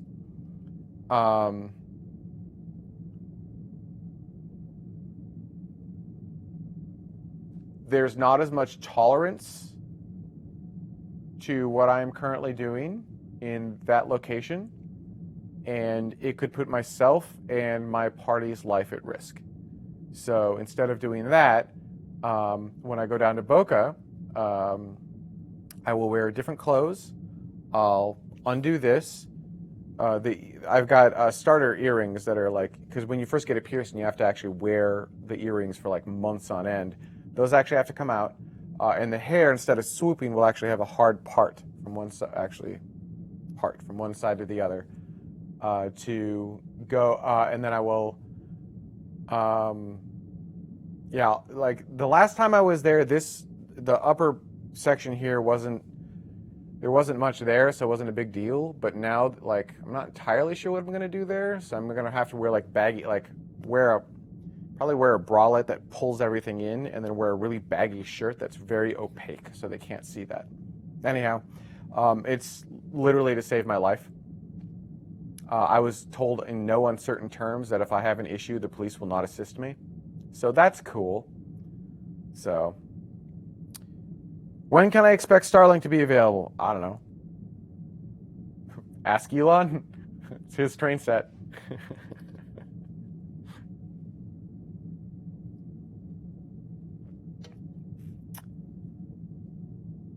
Let's see here.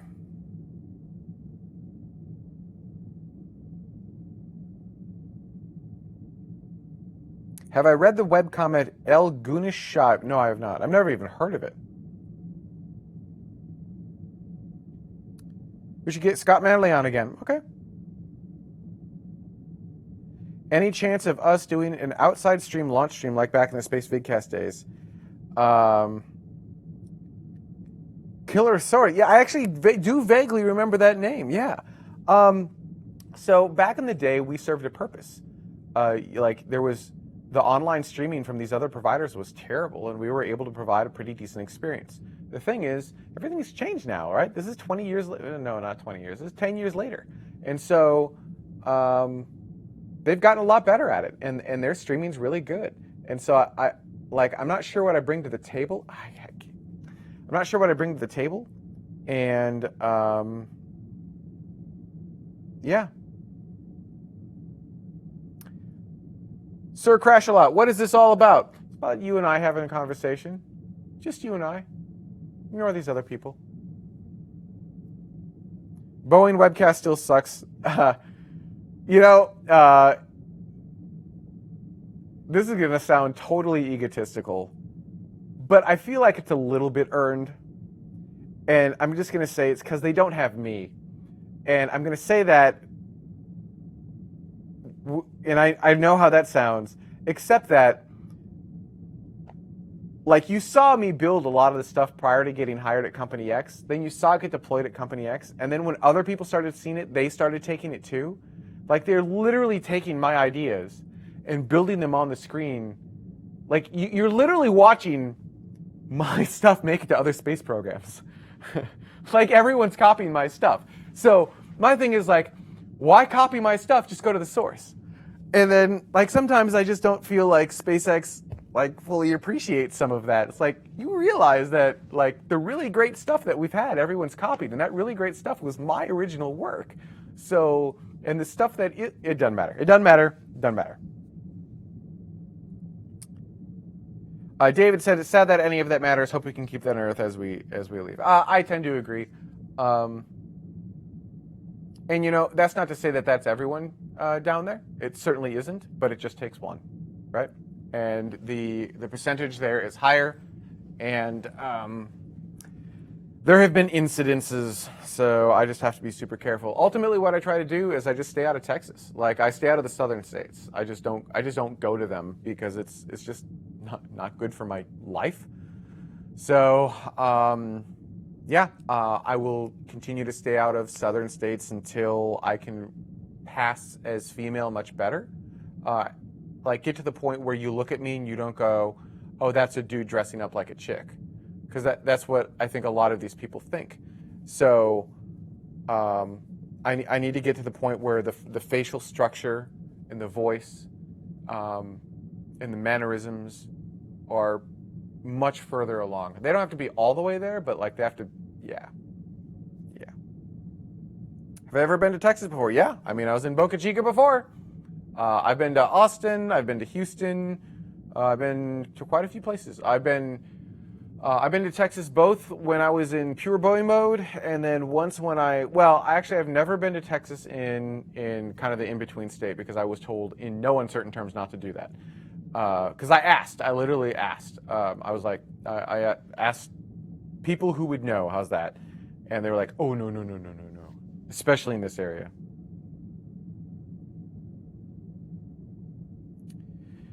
HJ says, I can't believe people would put you there just because of your sexual orientation. Well, I mean, for clarification, it's not sexual orientation. It's changing my gender, right? So people get really touchy in that stuff. It's one of the first. Gender is one of the first things that we as children learn, and I'm messing with that. And so people have a hard time with that. Like, have a really hard time with that. And then they think that there's some weird agenda that I have to corrupt. I don't know.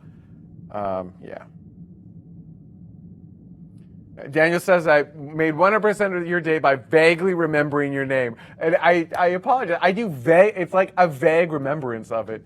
But yeah, it was like, yeah, back down at the launch site. You won an Emmy, you deserve a moment to brag. Yeah, exactly, right? I'm allowed a little ego here, right? Roscosmos literally took my work and just, like, took the black bar off and called it their own. Like, come on. I feel like I get a little bit when an entire country is stealing my stuff. Yeah, everyone's adopted my stuff. The thing is, they've adopted my version, like, 0.9 stuff. This drives me crazy. Like, this is the size of the vision that I have for what I want to do. This is how much of it we've been able to execute on. This is how much I want to do. This is how much we've done. And I have been unable to move this bar over to here. And I'm starting to learn that I will not be able to move that bar, at a minimum, all the way over. That's not going to happen. I might be able to force the bar a little bit further to the right, but yeah, that's about it. Blue Origin stole my ideas? No, I mean, everyone did. Also, it's like a no-brainer. Some of this stuff is a no-brainer. Like it's the first person to do it, and then everyone goes, "Oh yeah, I don't understand why we weren't doing that before," right? So.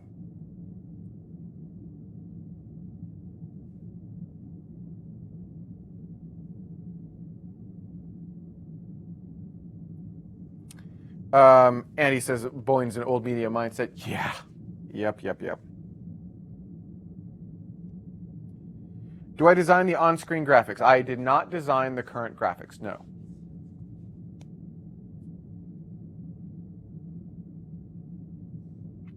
I'd have a better experience in Dallas. This is true. Dallas and Austin, I would be just fine in. No problems in those two cities. Those are not the cities I'm talking about. I kind of said just Texas, and that is not a fair thing. There are pockets in any. So like even the state I'm originally from, Minnesota, I'd be fine in Eden Prairie or Minneapolis or St. Paul. But you go up to, like you start going up north, you go into rural Minnesota, it's not okay. I would not be okay. Like I'd have to be very, very careful. I just won't go to those areas. Yeah, Austin is awesome. Have I looked into how the internal chemical changes from transitioning would affect you from non-Earth environments? No, because ultimately this is, all I'm doing is I'm running the female, so every human body is made with both female and male components. Like we all have the same stuff. And when we're born, our body is told, run the male code or run the female code. But the core components remain the same. And so you can basically, later on, go, actually, hold up. Stop running the male code, run the female code, or vice versa, right? And all you're doing is you're suppressing testosterone and pulling up your estrogen, or you don't really need to suppress estrogen. You just need to start taking testosterone, because testosterone will just dominate. You just start taking testosterone, and then your body goes, oh, I need to run that code instead, and it begins running the puberty code for whatever it is you're doing. So right now I'm going through female puberty, essentially. So I get to do puberty twice, which is amazing. I'm awkward, just as awkward both times. But yeah, that's all it really is. There are changes. There are what am I trying to say? Cosmetic, plastic surgery changes that might have an impact, but I've not looked into like what those will do. Because technically speaking, all of the things that will be moving around, that's all just considered plastic surgery, believe it or not. Yeah.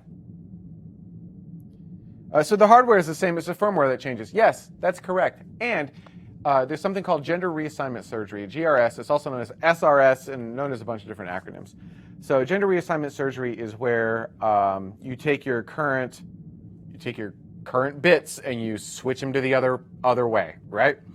The really neat thing is, even all of that is actually essentially the same between male and female. All they do is just move it into a different location and reattach it in the new location. Even the nerve endings are the same. So when this is all said and done, after a healing period, which to be fair is like a year, right? So it'll take a hot minute. If you were to see me fully nude and you didn't know, you wouldn't know. There wouldn't be anything that would make you go, oh, that person's transgender. Like, you wouldn't know. It's the same stuff.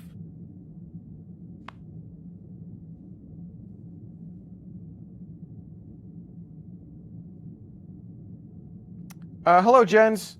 Good night and good morning.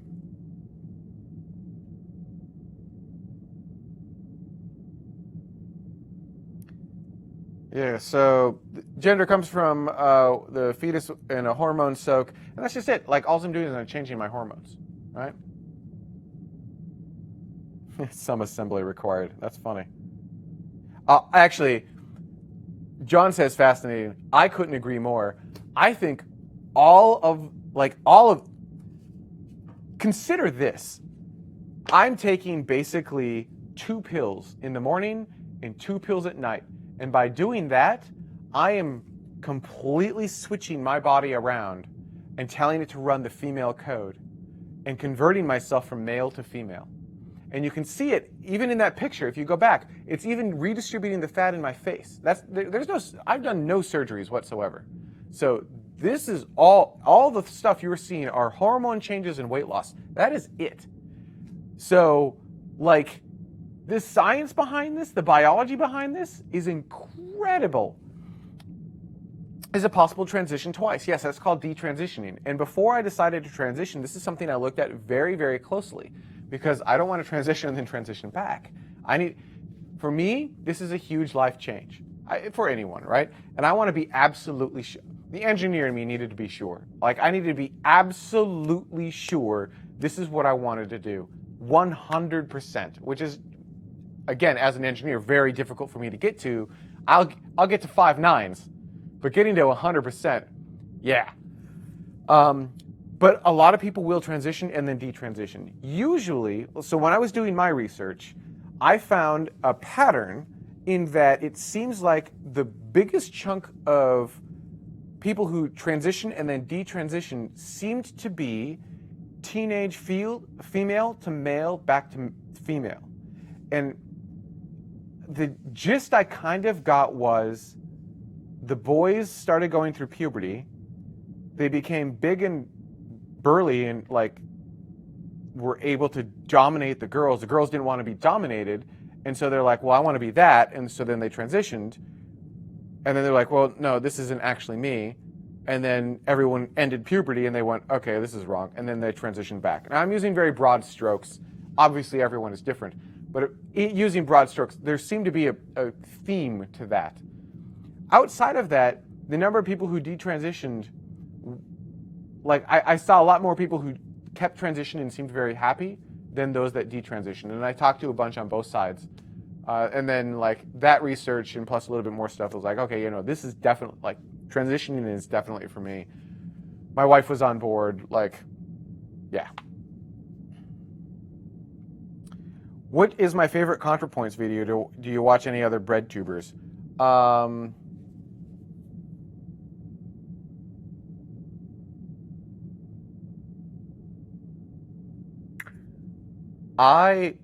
don't know if I can pick a favorite ContraPoints video.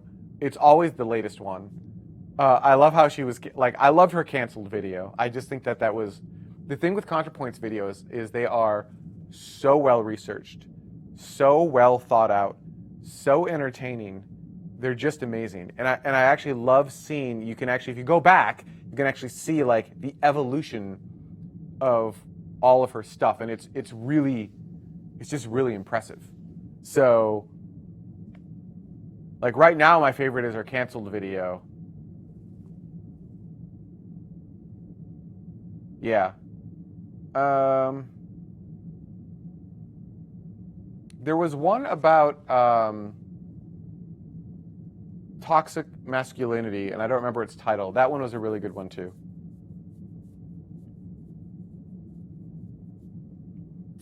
Daniel says, I see you as an early adopter of the Cyberpunk 2077 lifestyle is changing oneself to become who they want to be. Pretty cool in my opinion.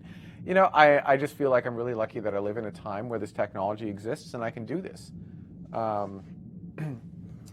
If I do this right and if I'm lucky, and I will be able to fully transition, and you would never have known ever that I was born biologically male. It'll take a hot minute. It's going to take us several years here, and you're going to watch me transition on camera, which will be super awkward. But yeah, that'll be a thing. Are we going to get Jami Premium Snapchats if we're on a certain Patreon tier? I mean, I don't know. I'm not on Snapchat. I'm too old. I gotta stop itching. Head crab, but the sex pleasure. Actually, yes. So because so it depends on the surgeon, which is why I'm trying to go with Dr. Marcy Bowers. It depends on where the surgeon moves the what am I trying to say? The nerve endings. And so that matters a great deal, but they can move them back into the appropriate positions. However, your brain essentially has to rewire like what's going on down there. And that takes a hot minute. And it can take a while. It can take a year or 2 or 3 for that to actually occur. But when it's all said and done, yeah, you can make it all the way. I guess is a nice way of putting that. Not everyone does, but you know, that's true of all females, right? So there you go.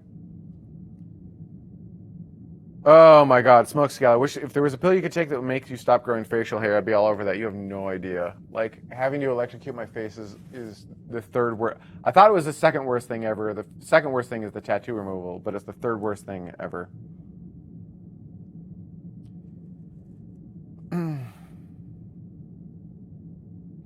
If we can set, Zeke says, if we can just set aside old cultural mindsets, this is extremely interesting in an open mindset. I've never heard how well this works before. Yeah, there's this weird, like, keeping it private thing that happens inside the transgender community. And I'm just like, that's just not me. So I'll just be an open book. Like, whatever questions you have, more than, like, because I think this stuff is fascinating. The sad thing is I'm awkward, right? So I'm really awkward on camera and, like, I'm in between, and as I'm going through voice training, none of that's going to sound good. So it's just weird. And so I get it, and I'm actually much more comfortable in these situations where I can talk with you and like explain what's going on, as opposed to like space news where I'm trying to deliver something where, you know, I need to have a bit of an air of authority, and like it's difficult to do when my gender is incongruent with what you're expecting. And so, yeah, it's just difficult. That's all. Not impossible. It's just difficult. Oh, this is a true statement too. Smoke scale. There's also a very large chunk of people who detransition because of social pressures. There's also religious pressure to detransition, which is interesting because transitioning, like transgenderism, doesn't using like, because we're in the United States, so Christianity is prevalent here. In Christianity, there are like kind of passing talks of transgenderism, but it's neither for or against. It's just a thing. Now, obviously, back in that time, they wouldn't have had the ability to do much about it. But like, the Bible in some ways kind of acknowledges that it's a thing and doesn't say you can't do this. So that's interesting that some religious groups would then jump on it and be like anti-transgender. But I think they throw it into a different bucket, and I don't know where any of that comes from. But I don't know where any of that comes from. I just don't understand why people need to hate.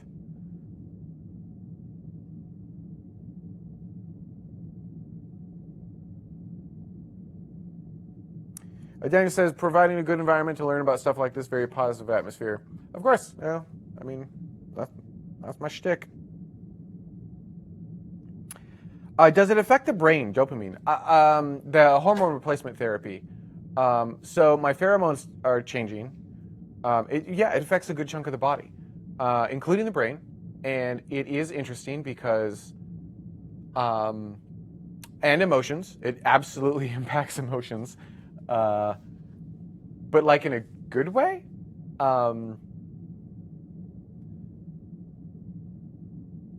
For me, it's almost like my brain is more at ease and calmer now. I can figure multiple things out better, but I'm also a little more scatterbrained, at least according to Carrie Ann. Now, I don't know if that's an effect of HRT or if that's just something, some other element going on, but like that seems to be what's happening with me at least. So.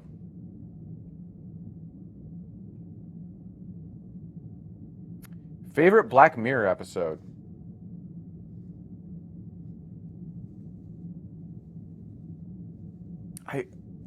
I love Black Mirror too, and I'm like drawing a blank.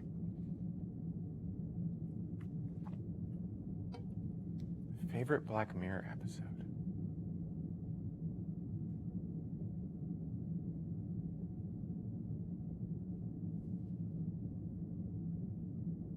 There was the dating one where, oh, that's half of them, I suppose, where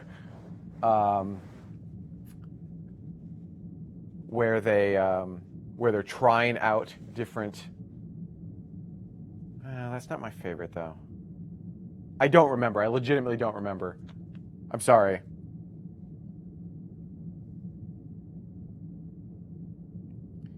Tony asks for space. Other than exploration, what do you think are the coolest emerging things happening in especially low Earth orbit new space? other than exploration. Like, well, nothing's happening in low Earth orbit, right? I mean, we just don't have rockets to get there right now. Like, I mean, we do, but like, we don't have like. The coolest things that are emerging and happening are the things that are about to happen.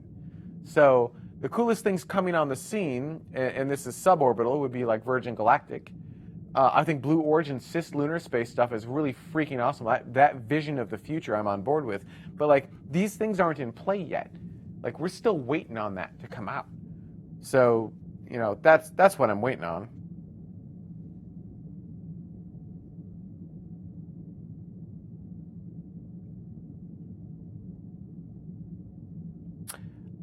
Oops.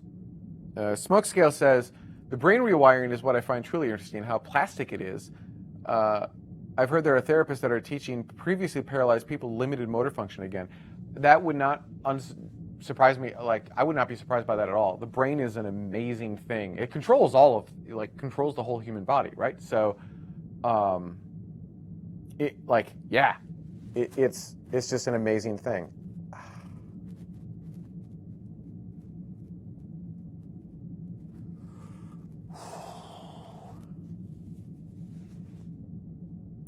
Have I made plans to bank for possible procreation later? No.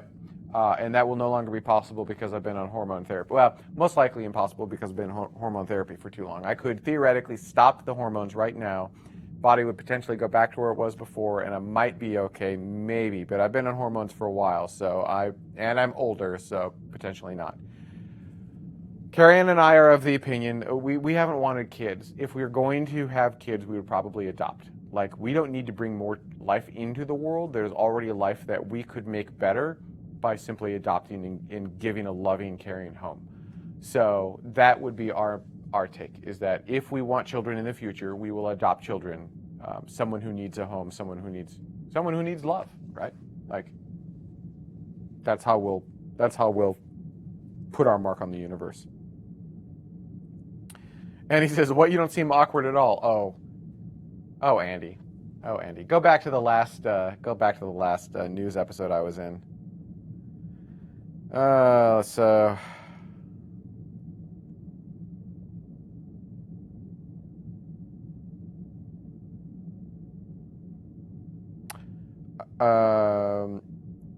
robot dogs one, that was a good one. The one where the robot dogs are trying to kill everyone.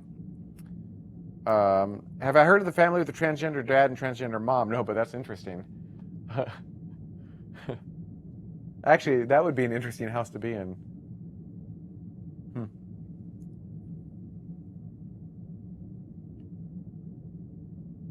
Do you find that you identify your current self and your previous identity as two separate personalities? Do you find one emerging more no.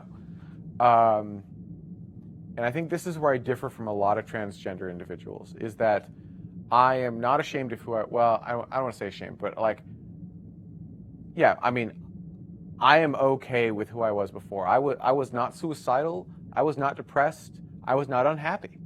As Ben, I was happy as Ben. As Jami, I'm not suicidal. I'm not depressed. But I am way happier as Jami. Like, it's a lot better. And I didn't know that it could be better, right? I didn't know there was a level of happiness above where I was before. And so I don't view myself as two different peoples. Benjamin was necessary to get to Jami. I wouldn't be where I am now if it wasn't for Benjamin. And I wouldn't be able to go where I need to go if it wasn't for Jami. We are the same person. And I don't wish to forget Benjamin. I don't wish to pretend like nothing I did in the past exists anymore. Like, all of that goes to who I am and builds me as a human. It's all part of my life experience. So, no, I view Benjamin and Jami as all the same person. And also, that's part of why I chose the name Jami, and with the weird spelling Jami, because it's Jami is part of Benjamin, right? Benjamin, and so it was there the whole time. So that's kind of how I view it. Is both of us were there the whole time. If you were just look at it as two individual people, all of it was there the whole time. I just had to see it. Anyhow. Someone's still talking about the Emmy. Yeah, I won the Emmy for DM1. It was the NASA DM SpaceX integrated webcast for outstanding interactive something something.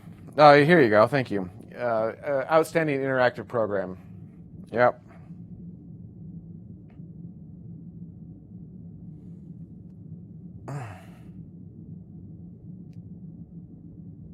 All right. Have a good night.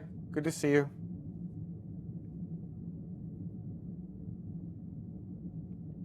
Jared says, my wife peeked on screen for a moment and said, tell Jami she's very brave for doing this so openly. You know, actually, I think I appreciate it.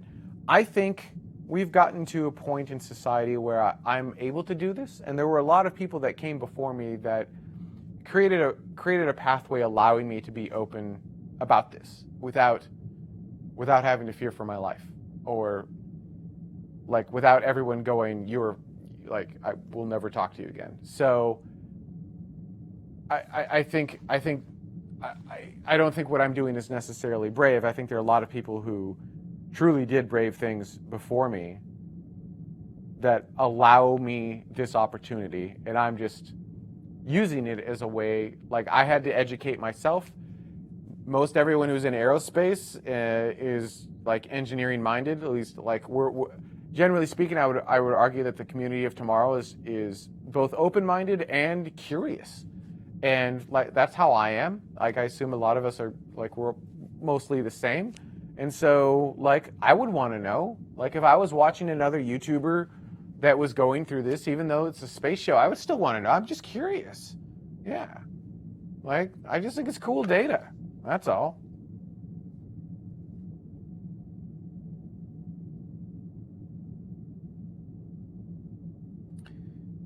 Smoke Scale said, sounds like your transition experience, emotional state, is a lot like how I came to realize that I'm not straight. It's just like, oh, that's how it is. Yeah. It's really weird.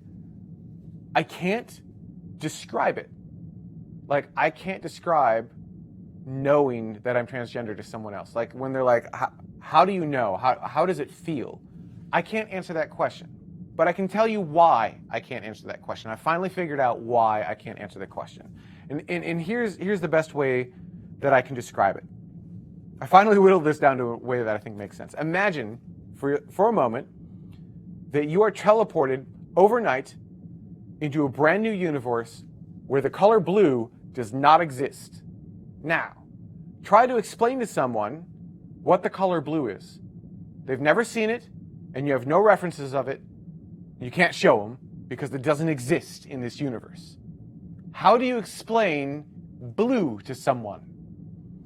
That's where I'm at. Like, I don't know how to explain this to you because I don't know that you have, like, I don't know what words to use to equate it to anything that you've gone through before. It just like the color blue, it just is.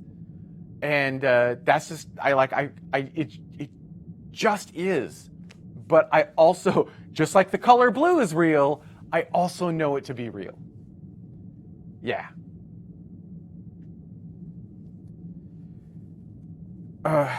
Daniel says, I think the Ben Jami name idea is one of the coolest naming things I've ever heard. As a video game programmer, I think about how to name things a lot. Thank you. We actually spent a hot minute on my name. Like, there was, actually, once again, this was Carrie Ann, right? Just like tomorrow is TMRO instead of TMRW, and she was right. I wanted an E at the end, because we were originally, Jami wasn't originally part of Benjamin. I was originally going to go with Jami because of my middle name, James, which I'm not changing. So now my name is Jami James, which is all sorts of badass awesome. Anyhow, we were going to feminize James, and I was going to take James and turn it into Jami, Jamie. And so we were playing with that for quite a while. I was also looking at things that were a little bit too on point. So I was looking at like Luna or Athena, something like that. Yep, you got it, JJ Higginbotham. Yep. But like Luna felt like I was trying too hard, right? We already know an Athena. And actually, if I didn't know Athena, I might have like done that, but like, it didn't feel right. And then it was Jami, and like I'm not. And then Carrie's like, you shouldn't do it with the E. I'm like, I think I'm gonna do it with the E. And then she pointed out that JAMI was in Benjamin, and it was there the whole time. And I was like, oh, well, obviously I'm dropping the E now. However, now whenever I go to like Starbucks, or whenever I get some sort of thing where they have to call my name, it's Jami. Jami? It's like, I turned to Carrie Ann, I'm like, you did this to me. They could pronounce Ben. JJ Higginbotham, give the next Star Wars trilogy. See, if you did this, if you gave me the next Star Wars trilogy, I would do character development and a storyline arc. I know, shocking. I am working on a sci-fi series, though. It's not Star Wars or Star Trek, but it's getting closer. It's like, where is your Emmy trophy keep?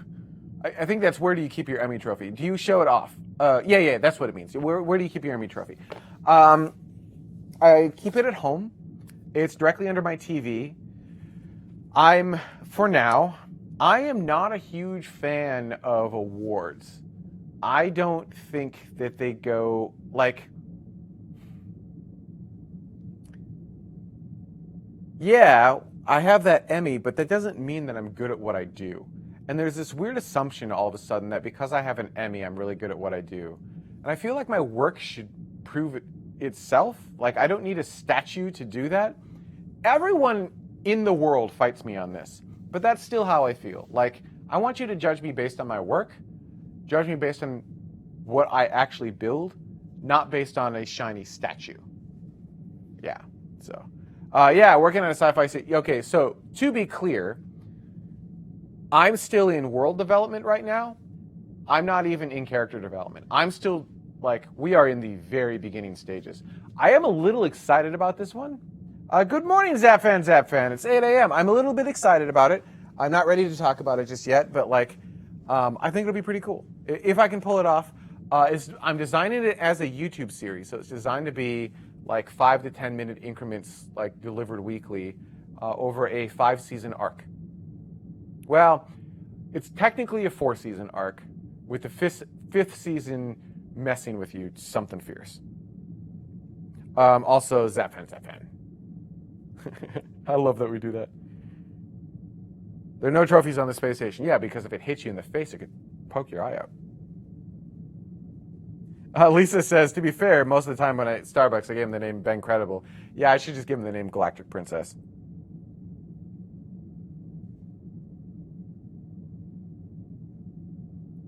Tim says he gets duta all the time. Oh yeah, I can see that. Let's see here.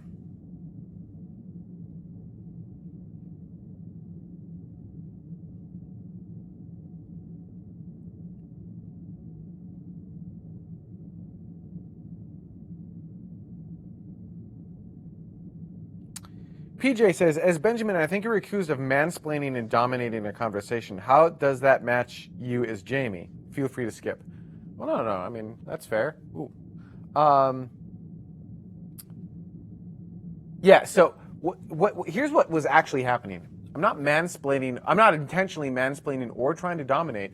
I'm just excited about the conversation, and that's just how I am. Jami and Benjamin do the same thing.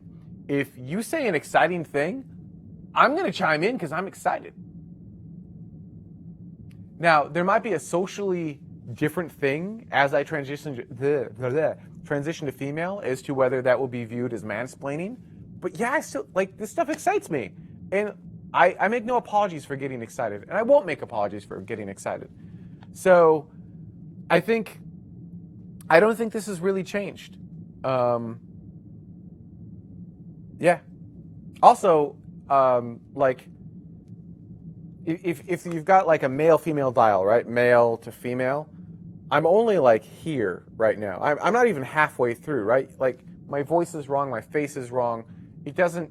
I'm nowhere close. So when I walk out, I'm getting what I call not gendered more often, which is like they're not entirely sure what to say. They're not entirely sure if they should say he or she or sir or ma'am, which is good. It's forward progress. Like I'll take that. Yeah, heck yeah.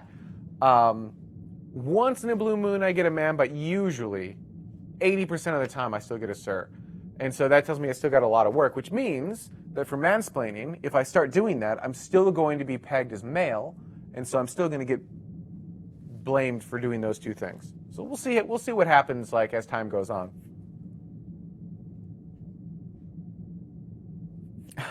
Hired gun.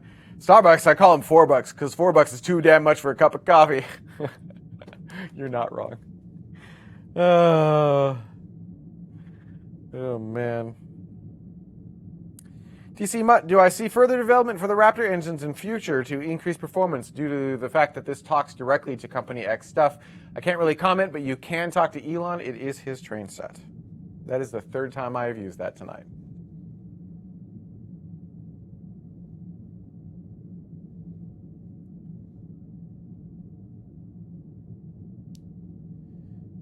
Sam says that's an interesting format, but I missed the context for which Sam was speaking because it's taken me a hot minute to get to his comment. So I don't know what format. Sci-fi format? I don't know. If you want to provide clarification. Colton is saying, don't belittle myself with my work. No, I'm just saying this. Okay. My other thing is blah, blah trophies, but also everything's a team effort. Everything, right? Like, I clearly didn't. This was not me by myself. It was tons of people. I was just one of the people that, to be fair, I was up there, but still just one of the people. So Daniel's like, space question, bring it back to space. Fair. Thoughts on a rover carrying its own solar array versus driving up and plugging into a stationary larger array? Why not do both? Right? So you get a solar array that you can use to kind of charge whenever necessary, a kind of trickle charge, because you're only going to get a trickle charge. But if you need a quick boost to power, drop it onto a supercharger, right?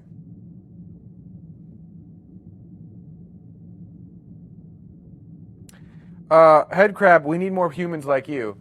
Whatever, I try to see people for what they are. Some weeks ago, I chatted with a transgender individual in a bar over a drink. Great person, interesting talk about a topic not related to gender or sex at all. Yeah, and it doesn't need to be related to gender or sex. These conversations end up, I think, a lot on my transitioning because I am so public about it, and because you can see it, and because I am willing to talk about it openly without any form. I don't judge you for asking me, no matter what, right? You're curious. That's fair. That's allowed. And I think that's a little bit rare. So I think people are using the opportunity to ask questions because they want to know. Also, I find it interesting, so I like talking about it. Also, it's just a thing that we have to,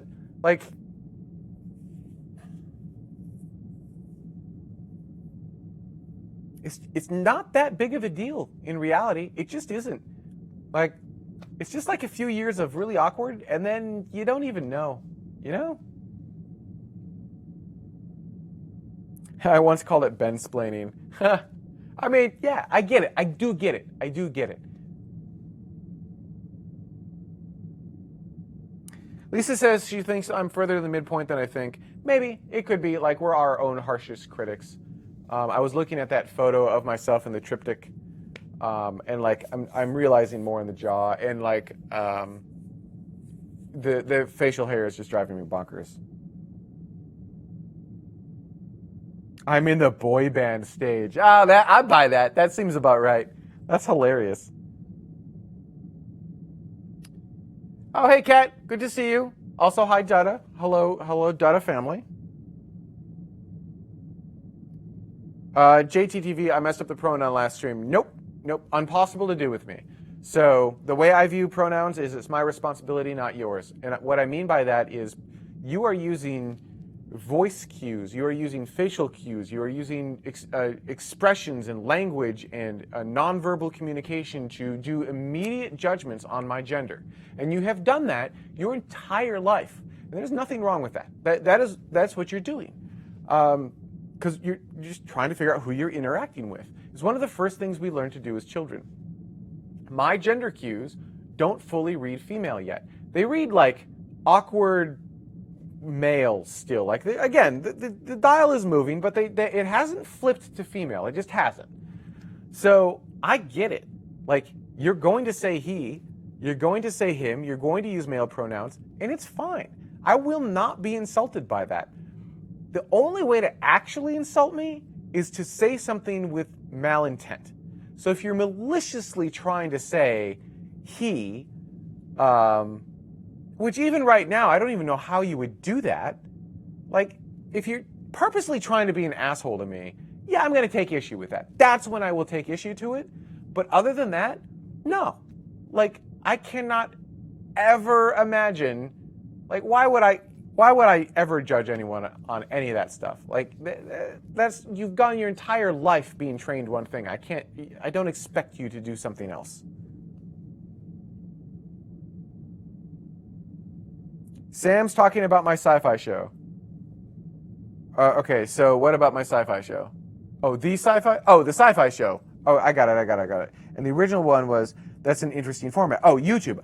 Got it. Right. So breaking it up on YouTube, but having an arc on YouTube, which is kind of not really super done, right? Usually stuff on YouTube is more like this. And then the 5th season, I don't actually know how to pull the 5th season off, but it's not like anything. It's not like anything has been done before. It's kind of like the graphics on the Company X webcast. Like, it's not been done before. Although it has. Anyhow.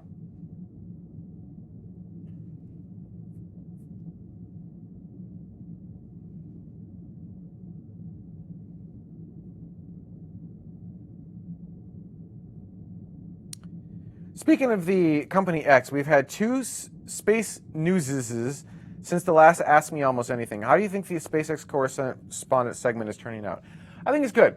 I think Ryan is doing a good job. I think the rest of it will take a little bit of time. It just takes a hot minute to become comfortable on camera, and I think he's getting there slowly, and I think it will take a couple months. I think overall he's doing well, and we probably should give him a week or 2 off from time to time. Like, he doesn't need to do SpaceX news every week, but SpaceX is doing a lot of stuff right now, so like that's where that's coming from. But I think, yeah.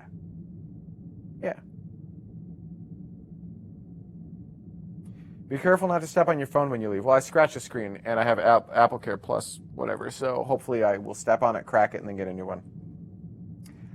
Daniel says, a bit of global cultural acceptance of any topic is an intermediary phase of discussion, followed by not even thinking about it, whether it be transition or any other topic throughout history. Yeah, we're actually in this kind of weird, almost in between these 2 phases, where we're kind of at the end. It feels like we're kind of nearing the end of discussion where we're about to not even talk about it. We got to get past the boomer generation, and then I think we're fine after that. I don't think anyone else beyond then cares, and they're just like, you do you, boo. It's, I think ultimately it's like, I'll do me, I'll make it my thing. It doesn't need to be your thing. You're not responsible for me at all. I'm not responsible for you. And as long as everyone does that, I think everyone will be fine. Teresa says, hello and good morning. Teresa? Hopefully I'm saying that. Well, hello and good morning. Did I say a hecky? Sorry.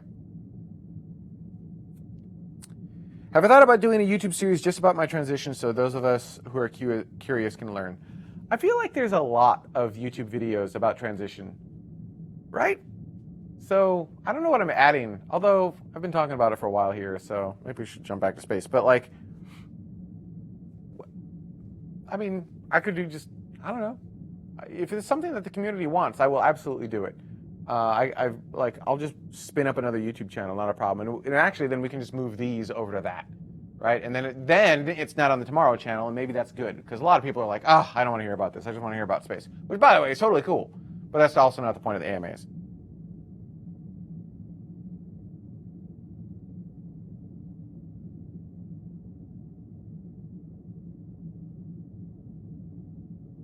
Is there a language that does not use gender pronouns? I don't know. Klingon? Atlantean?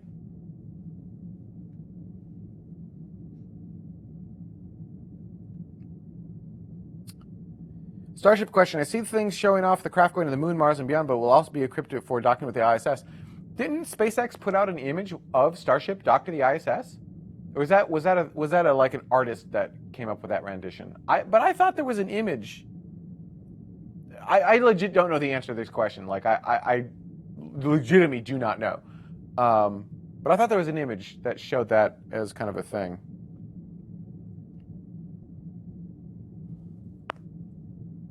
Daniel says, since complainers are usually more vocal, I'm chiming in to say I really like Ryan's segments. Yeah, that's good to hear. I really like to hear that. And actually, that's a good policy. Is like, when you like things, tell me. When you don't like things, tell me. I'm a data-driven individual. So if you say, I like when you're doing this, I'm going to keep doing the things you guys say you like.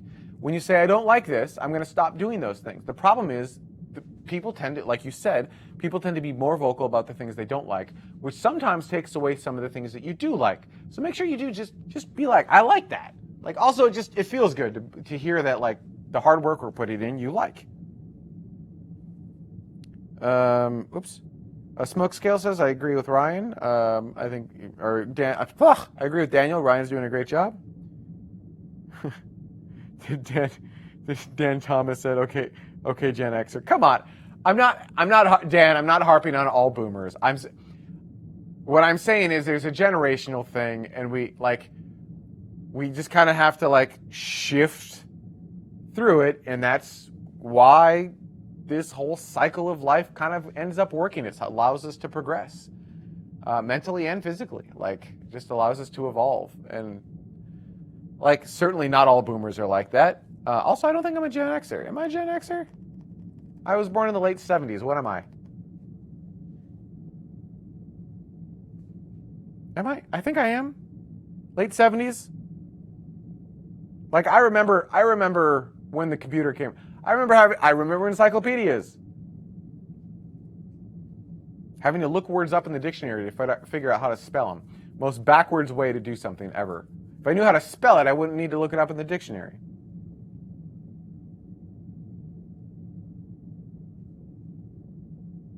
Oh, here you go.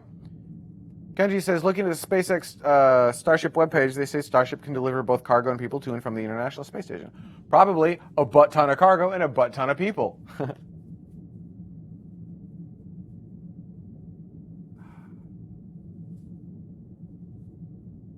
Oh, cool. And Smokescale said SpaceX did put that image out of the iteration 2 of Starship back as when it was the big Falcon spaceship docked at the ISS. So cool. I wasn't crazy. I couldn't remember if that was like, I remember seeing it and going, wow, that's a really pretty picture, but I couldn't remember if that was like, there are a lot of really talented artists who are not like official SpaceX who are, building really great images, so.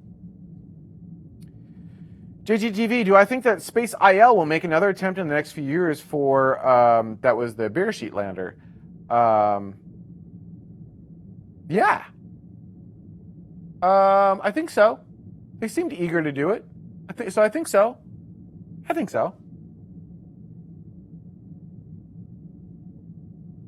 Another +1 for Ryan's segment. So thank you, Camden. Oh, and the Klingon does use gender references. All right.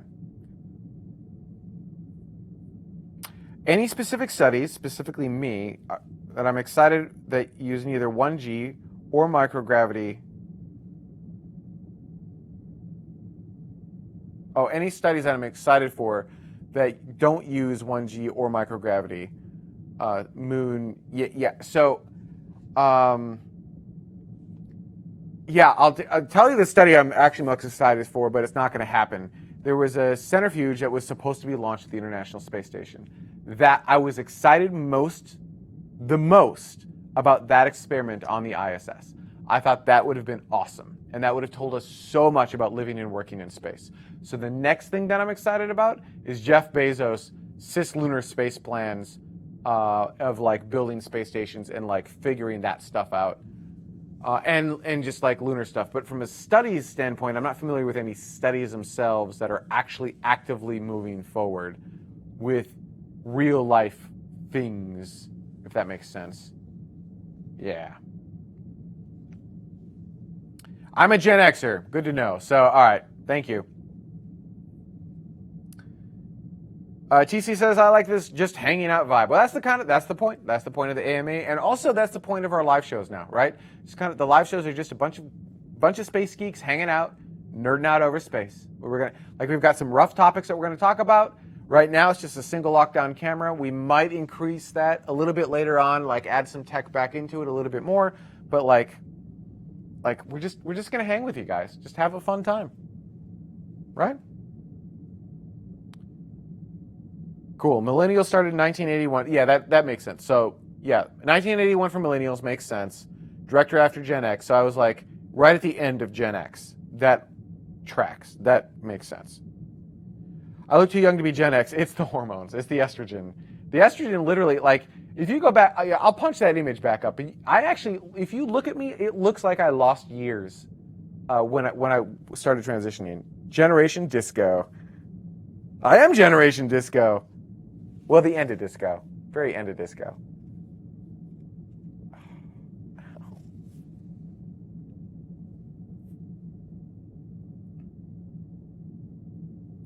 Oh my God, Daniel, you're not wrong. Starship problems. When your transfer vehicle can transfer more people than the International Space Station can actually hold. Not untrue. Do I have childhood memories of floppy disks? Yes, I do. And jazz disks and zip disks too. And the floppy disks, there were the 5.5 or the 3 1/4 or 5 1/4, 3 1/2, whatever those were. And I was always confused because at first you had the big disks. Sorry everyone. You had the really big disks that were like this, and they were literally floppy. And then they moved to other floppy disks, but they were hard plastic. And you're like, why do we still call it floppy disks? Not realizing that it was actually the thing inside the piece of the plastic, but whatever.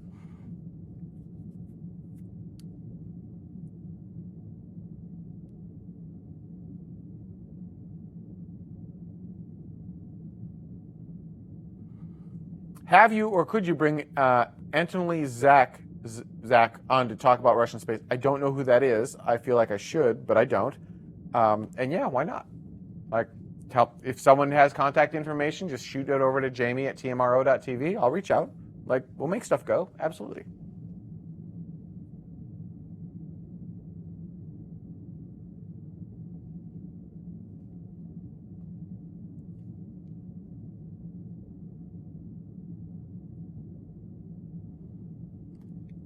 Dan Thomas says I was going to post a comment earlier about Gen Xers not being interested in video games, but then a Gen Xer college professor who I just posted on Facebook about beta testing The Sims.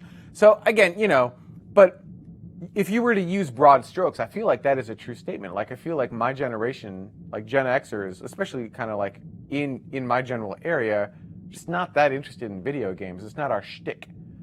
But there are always you can't it's not everyone. Right? Never. Just broad strokes. I wish I could send a link and have it be possible for Jami and click it and push it to the screen. Well, you could, if you send me the link, I can get up, I can go add it to the switcher, and then I can push it to the screen. That will work. How's the tattoo? Zapfan, how's the tattoo removal going? All right, well, I was going to show you this other image anyhow. So I showed you guys this a little bit earlier, but I'll show you again. Yeah. So here's how the tattoo removal's going. It hurts. All right, so if you're looking at the top part of that, it looks like it's a little bit bubbly. Those are all blisters, so it's terrible. And then this is how transition is going. And so I was talking about how I look younger, but it literally looks like I'm de-aging. Actually, I feel like I look the youngest in the middle. I don't know, what do you guys think? Where do I look the youngest? The right or the middle? I just realized this. Oh, this is amazing. The zipper on my shirt, which is basically the same shirt, in each one of these photos gets a little bit lower. I didn't even realize I'd done that. That's awesome. Oh, man. The middle one looks most boyish. You think the middle looks more boy than the left? Oh, yeah, that's a good point. Yeah, just shoot it to me in Discord. That should work. Cleavage alert. Well, I mean, I'm starting to. That's starting to happen a little bit. Where's the control room camera? Control room camera. Ah, there you are. Boop. Back in the control room. Back on the bridge.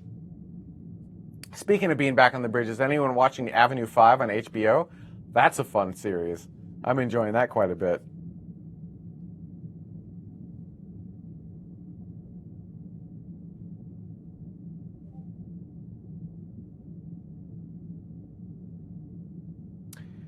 Daniel asks if so I got the bloop that the thing came in. So I should put this in preview. Daniel asks, could you revisit Showbits? It's cool watching an interview, but follow-up is rare with news sites. I feel Tomorrow is in the unique position to be able to do so. Yeah, absolutely. And we try to from time to time. Actually, if you look at Peter Beck, that's a really great example. We've had Peter Beck on a couple of times. In fact, we had Peter Beck on before they ever had a successful launch. And then we brought him back on after like the first successful launch. And then we brought him back on fairly recently, like within the last year, I want to say it was.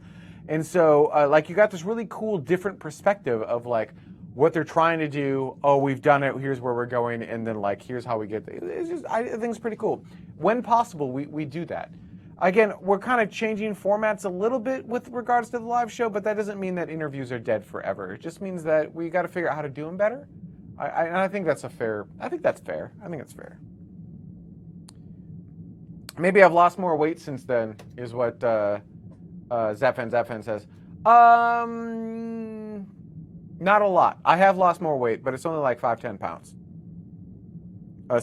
So like when you look at my weight dip, it was like this, and then it went down, and then now it's plateaued, and it's like it's kind of flattened off again. It's actually gone up a little bit. So yeah. I'm almost at 3. Oh, is the sound effect still running? Do I have to check the sound effect? Hang on. Let's go back. Oh, it's 10 hours of sounds. Okay, wait. I just want to listen. I just want to hear. Hold up. I love that. Let's just.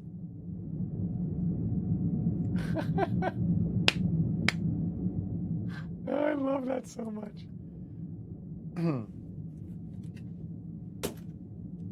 Oh, was it too low? Do you need more? Hold up. Oh, yeah.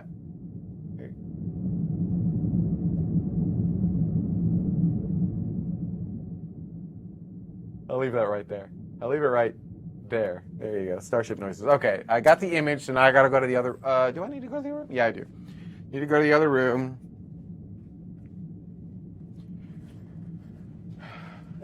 Boop, boop. So now I'm awkwardly off camera. Okay. Oh.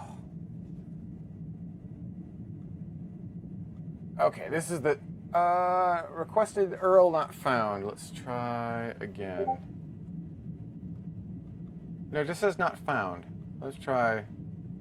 All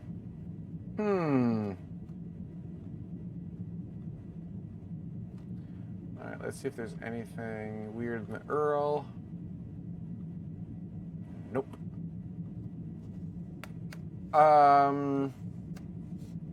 Smoke Scale, why don't you just paste the picture into the Discord room? Wait, what am I? She said I didn't change the camera back. Well, no, hold up. I'm in the I'm in engineering right now. I'm not even on camera. I'm not even on the set. I'm working to try to get you guys the picture of the Starship thing, and I have to do that in the other room, which doesn't have a camera in it right now. I could bring the camera with me, but that would be awkward. So yeah, that was the other camera. Oops, that's not what I wanted. Oh yeah, that's right. It's this stupid thing. I gotta do it this way because it's not on the board. I gotta do that. There you go. So I'll be right back. Hang on. Yeah, I might be calling this tonight soon. It's nearly midnight here. Oh, there we go. All right, cool. Boop. Open original. Yes. Save. Okay. This was so much work. All right, Media Player 4, sweet. Here you guys go. Here's the picture of Starship docked to the International Space Station. Boom. That only took way more effort than it should have.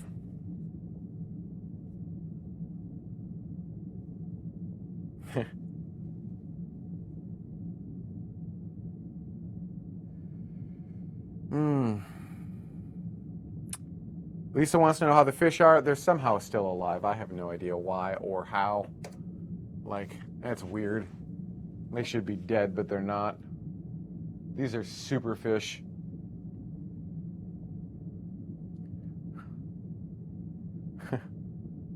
What's in the bottle? Oh, Grey Goose is in the bottle. Legitimately Grey Goose. Let's see here. Audience 2 asks, what is happening with life, with you, with us? Like, it's a pretty open-ended question. Right now, we're just hanging. We're talking whatever you want to talk about. Is that a Grey Goose? Yes, a Grey Goose bottle. Still gets closer to me now. Yeah, we do have fish nuts. Yep. Like, you like how that's showing up on the screen behind me? Like, I wonder if I could be clever. Am I clever enough to do that? How clever am I? Clever girl.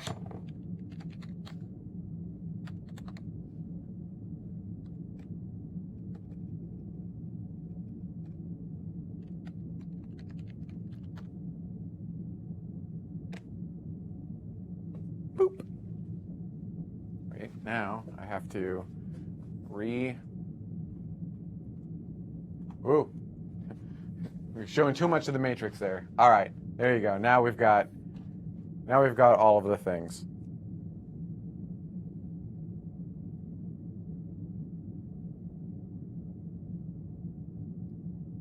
Smoke scale, what's happening? We're just a bunch of electron clouds interacting, but never actually touching. Let's see here. Whatever happened to the plants? That was a failed experiment.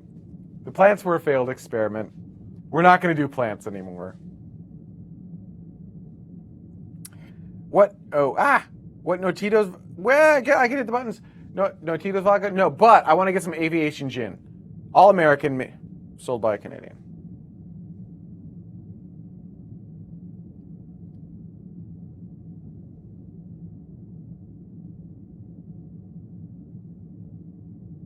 Never thought about syncing backgrounds. Oh, yeah! That's hilarious. That's amazing. Different background because they're different browser sessions. Look at that. See that? It's the same comment with a different background. Huh. That's hilarious.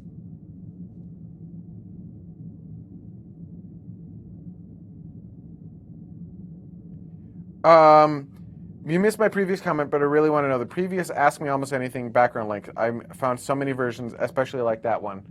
Email me, jamie@tmro.tv. I don't actually know. Like, I just searched YouTube for it, and I'm not entirely sure which one it is. I can try going back really quick to see. 11. And go back here because, okay, your noises are going to, I'll just mute this because otherwise it's going to get weird. Because that one did that, but like, where's the play? Let's go to history. Only good things will happen.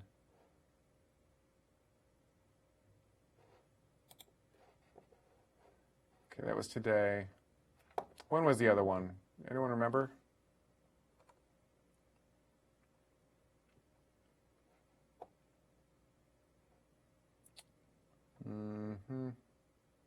It was in 2020.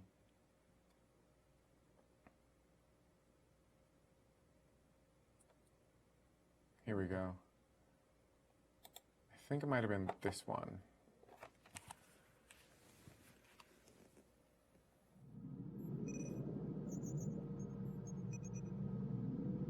Right? This is the one? This is Search for psi-phi laboratory sound. Focusing noise, masking high. Blah, blah, blah. I think this is the one. There you go. You're welcome, Internet. If that was the one, you're welcome, Internet. Making things happen in real time. What program do I use to do? You know, I don't think this program has a name because it's custom made for tomorrow. So it's like the chat program. I don't know.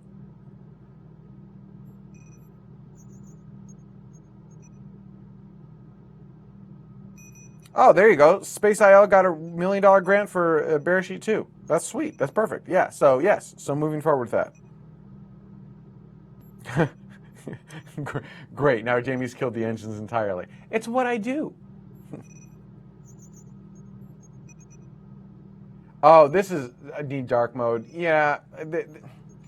This is not my primary system. This is the system that drives the ATEMs system, so like I pay no attention to this. This has edge on it for some reason. We have Miko. You're funny. Boom. That's the one. Found it. Name the program Tom. We're naming the chat Tom now. Richard Workshop went out for a burrito. Now, before we continue, Richard Workshop, we need to know what you had in your burrito. We need all of the details on the burrito. We need pictures of the burrito. We need to know how the burrito tasted. We need to know everything about the burrito. That's the key. Like, there's a whole bunch of stuff in here, but the burrito is the key. Is Company X working on plans to overcome this so when the first people get to Mars, they don't just fall into service helpless on arrival? Like fish. I'm sure they are. I don't know. I have no idea. That's above my pay grade. That's way above my pay grade. But yeah, I'm sure.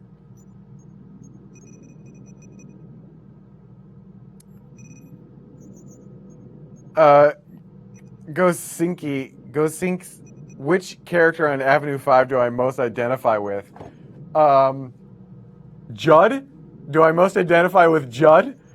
I feel like I don't want to, but like I kind of want to identify with House, the captain, whatever the heck his name is. But I'm always ever going to know him as House. Like I love like the steering wheel thing that like pops up and does nothing for no good reason. That's amazing. The entire bridge crew of actors. But like the actor didn't know that the other bridge crew were actors.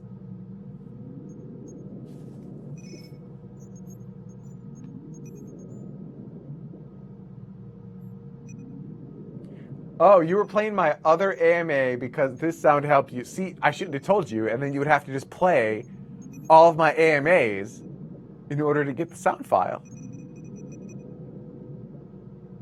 Oh, yeah. Oh, we're coming up with acronyms now. Total operational messaging. That works.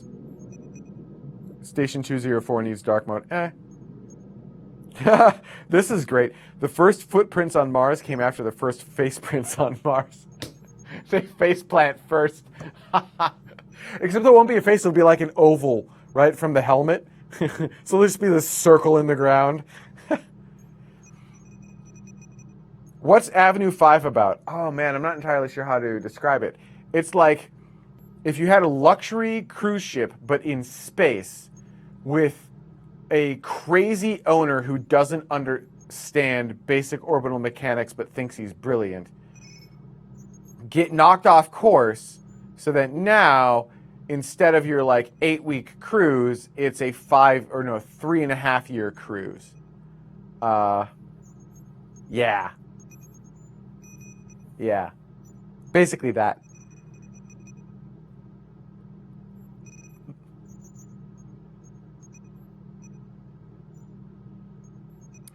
All right, we're getting an update on the burrito.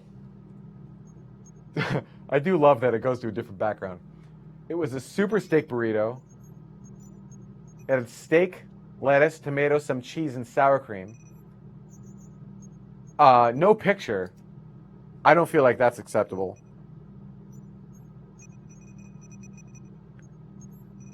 See, if you did replay my last Ask Me Anything just to get the sound file, that means I got another view on YouTube. Just saying, that helps. Oh, Odo. Head crab always identified with Odo. Yeah. You identified as a shapeshifter? I mean, I guess.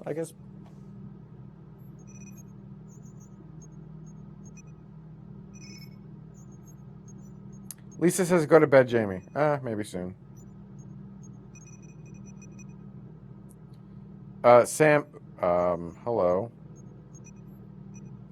That's weird. Sam says Avenue 5 is so good, about 14 hours to the next episode. Yeah, it's on HBO, and I like it a lot. I like Picard more, but Avenue 5 is really good. Is a burrito more powerful than a raptor? A burrito is the most powerful force known to the universe. Universe. That's what I said. So yeah, apparently I'm getting tired and we'll need to go to bed soon.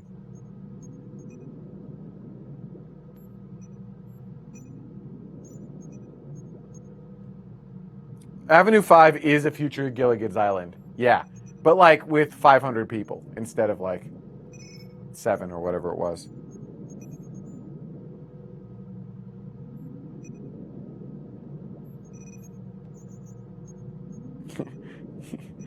Universe.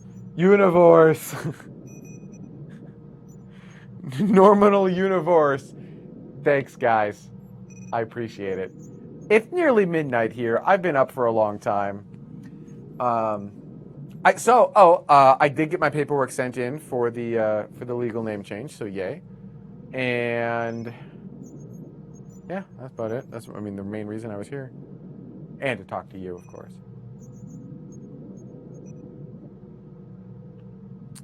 Yeah, I think this was a good twoost. I'll never live that down. Oh, the side of my hair. Why didn't you guys tell me this was terrible? This is supposed to be...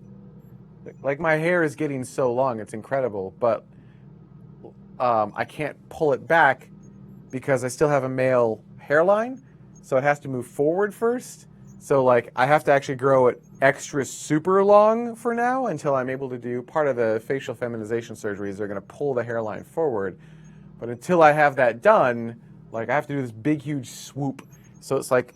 My hair literally goes like in a circle around my head.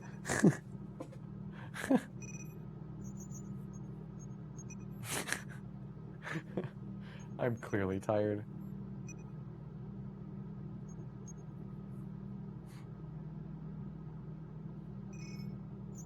Can you fire the Death Star laser from that desk?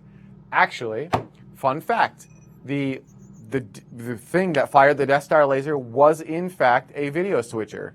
That's precisely what it was. I believe it was the predecessor to the Grass Valley 300 series, but it's in that family. So if you search search Google for Grass Valley 300 or Grass Valley 300 switcher, you should see a picture of what looks almost identical or very darn close to the switcher used to fire the Death Star.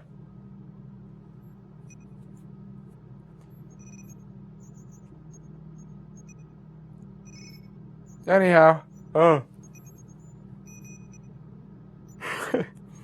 we're done, right? Like we're phasing. I'm phasing out. Let's go back to here. See how we did. Oh, wow, we still have. I can't believe we still have like analytics. I can't believe we have 80 people watching me ramble for hours.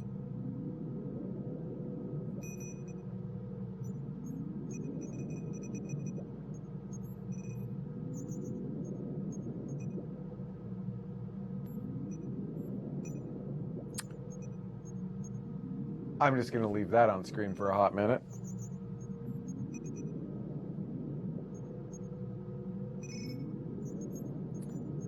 Yeah, so video switchers have a unique look to them, right? So they're all basically the same. You're going to get a quick lesson before I leave. It looks big and impressive, but it's actually very simple to operate. So ignore everything up here, right? We're only going to focus on these buttons down here. Each one of these buttons is an input into the switcher. So each one of these is a different camera, and you can see that when I press the button, it puts it up in my preview screen over here. The bottom row is preview, and the top row is program. So if I press something on the top row, it's literally going to cut away to whatever's on the top row. So you can see in program right now, this is my program window right here. I've got this control room camera, and in preview, I've got the studio camera. So if I hit this cut button, it'll switch the two rows around, and then what was ever on program makes it to preview, and what's ever in preview goes to program. And if I hit it again, boom, we go back down to air. If I want to do dissolve, I just hit the auto button, and it dissolves from one to the other.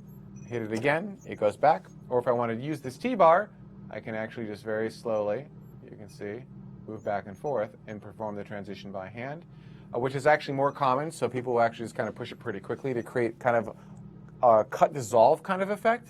So it's a really, really fast dissolve. It takes the harshness off the cup. Which button for a star wipe? That's actually over here as well. So that's kind of what this bank does. This does so these are your inputs. So bottom row is your preview, top row is your program. This row above it is what goes on top of that. So if I were putting graphics on top of here, do I have any graphics in the system?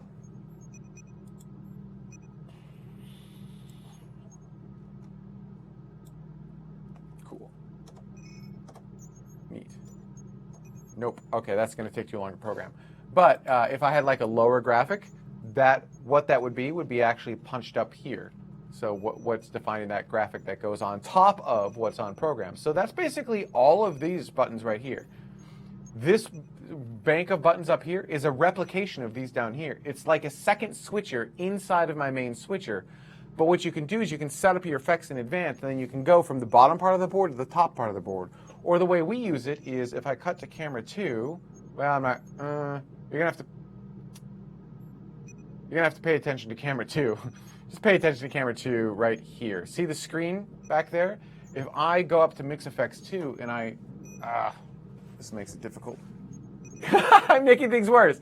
All right, so we're looking right there, and as I make adjustments up in this Mix Effects bus, right, so I drop this down, you can see the effect happen on screen because I'm using Mix Effects 2 to drive. There's a second switcher that's driving just that screen. So now you know how to use basically all of this.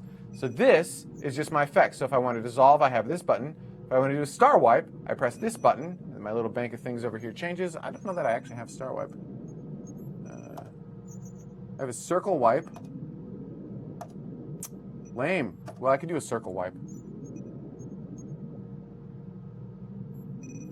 Right?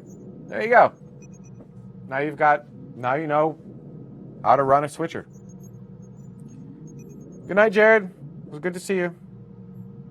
Because we are lonely nerds. Yeah, the view count did stay around, like I just saw the analytics, the view count did stay around 70, 80 the whole time, which is pretty good.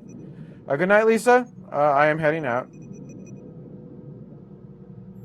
Well, Marty said it would have watched me for hours. Well, here's the thing, Marty.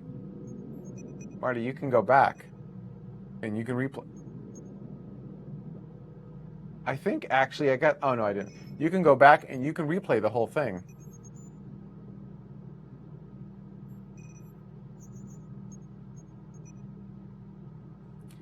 Lisa's saying you should never press the top row. If you know what you're doing, you can press the top row. You have to know, like, this bank of buttons corresponds to this bank of buttons. So I actually will hot punch this top row from time to time. But like, again, you gotta know what you're doing. It looks big and impressive, but actually simple to operate. Phrasing. Thank you, Archer. I appreciate it.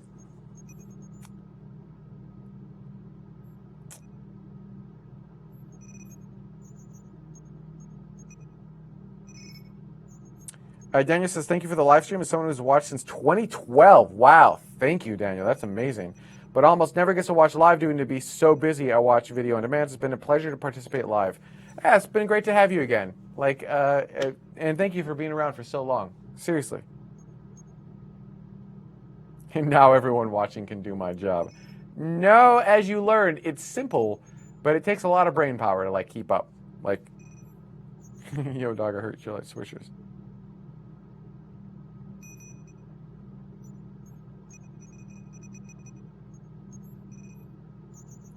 Couldn't that be done on a computer with an emulator? Interesting you asked that question. I may be working on a project like that.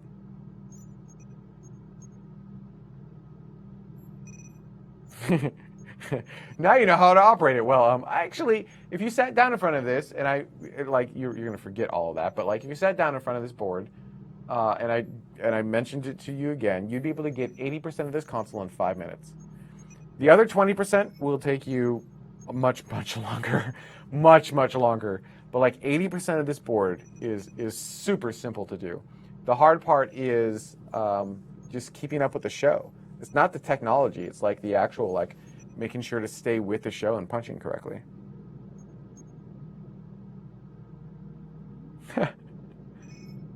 If someone has shouted, "Shoot," after hitting the wrong button on a switcher, never punch the top row. Again, you got just be careful, right? Because like your top row can also be your picture-in-picture sources. So that's where if I like hit box 1, then I can actually use this top row to select what I want to put into. Do I have a super? What was that? I don't even know what that is. All right, what's this? All right, so like you can see on my left side, I've got, let's see, box 2. Cool. So like if I want to do a picture-in-picture kind of thing, where it's like, can I cut to that? Yeah, cool. So if I've got like that, I'm using my top row now to actually be able to punch to, oh, I lost my other camera, that's why. All right, let's get out of this. You know, we'll do what? We'll do social on that side. There you go. So like I would be able to do something like that. Yeah, you get the idea. You get the idea. On that note, it's really late. So, yeah. So thank you, everyone. I hope you guys had fun. I'll do this again someday in the future. I don't know when. But yeah, have a great night, and we'll see you in the next live show. News, I think, might be a little bit late this week, but we'll make it go. See yous.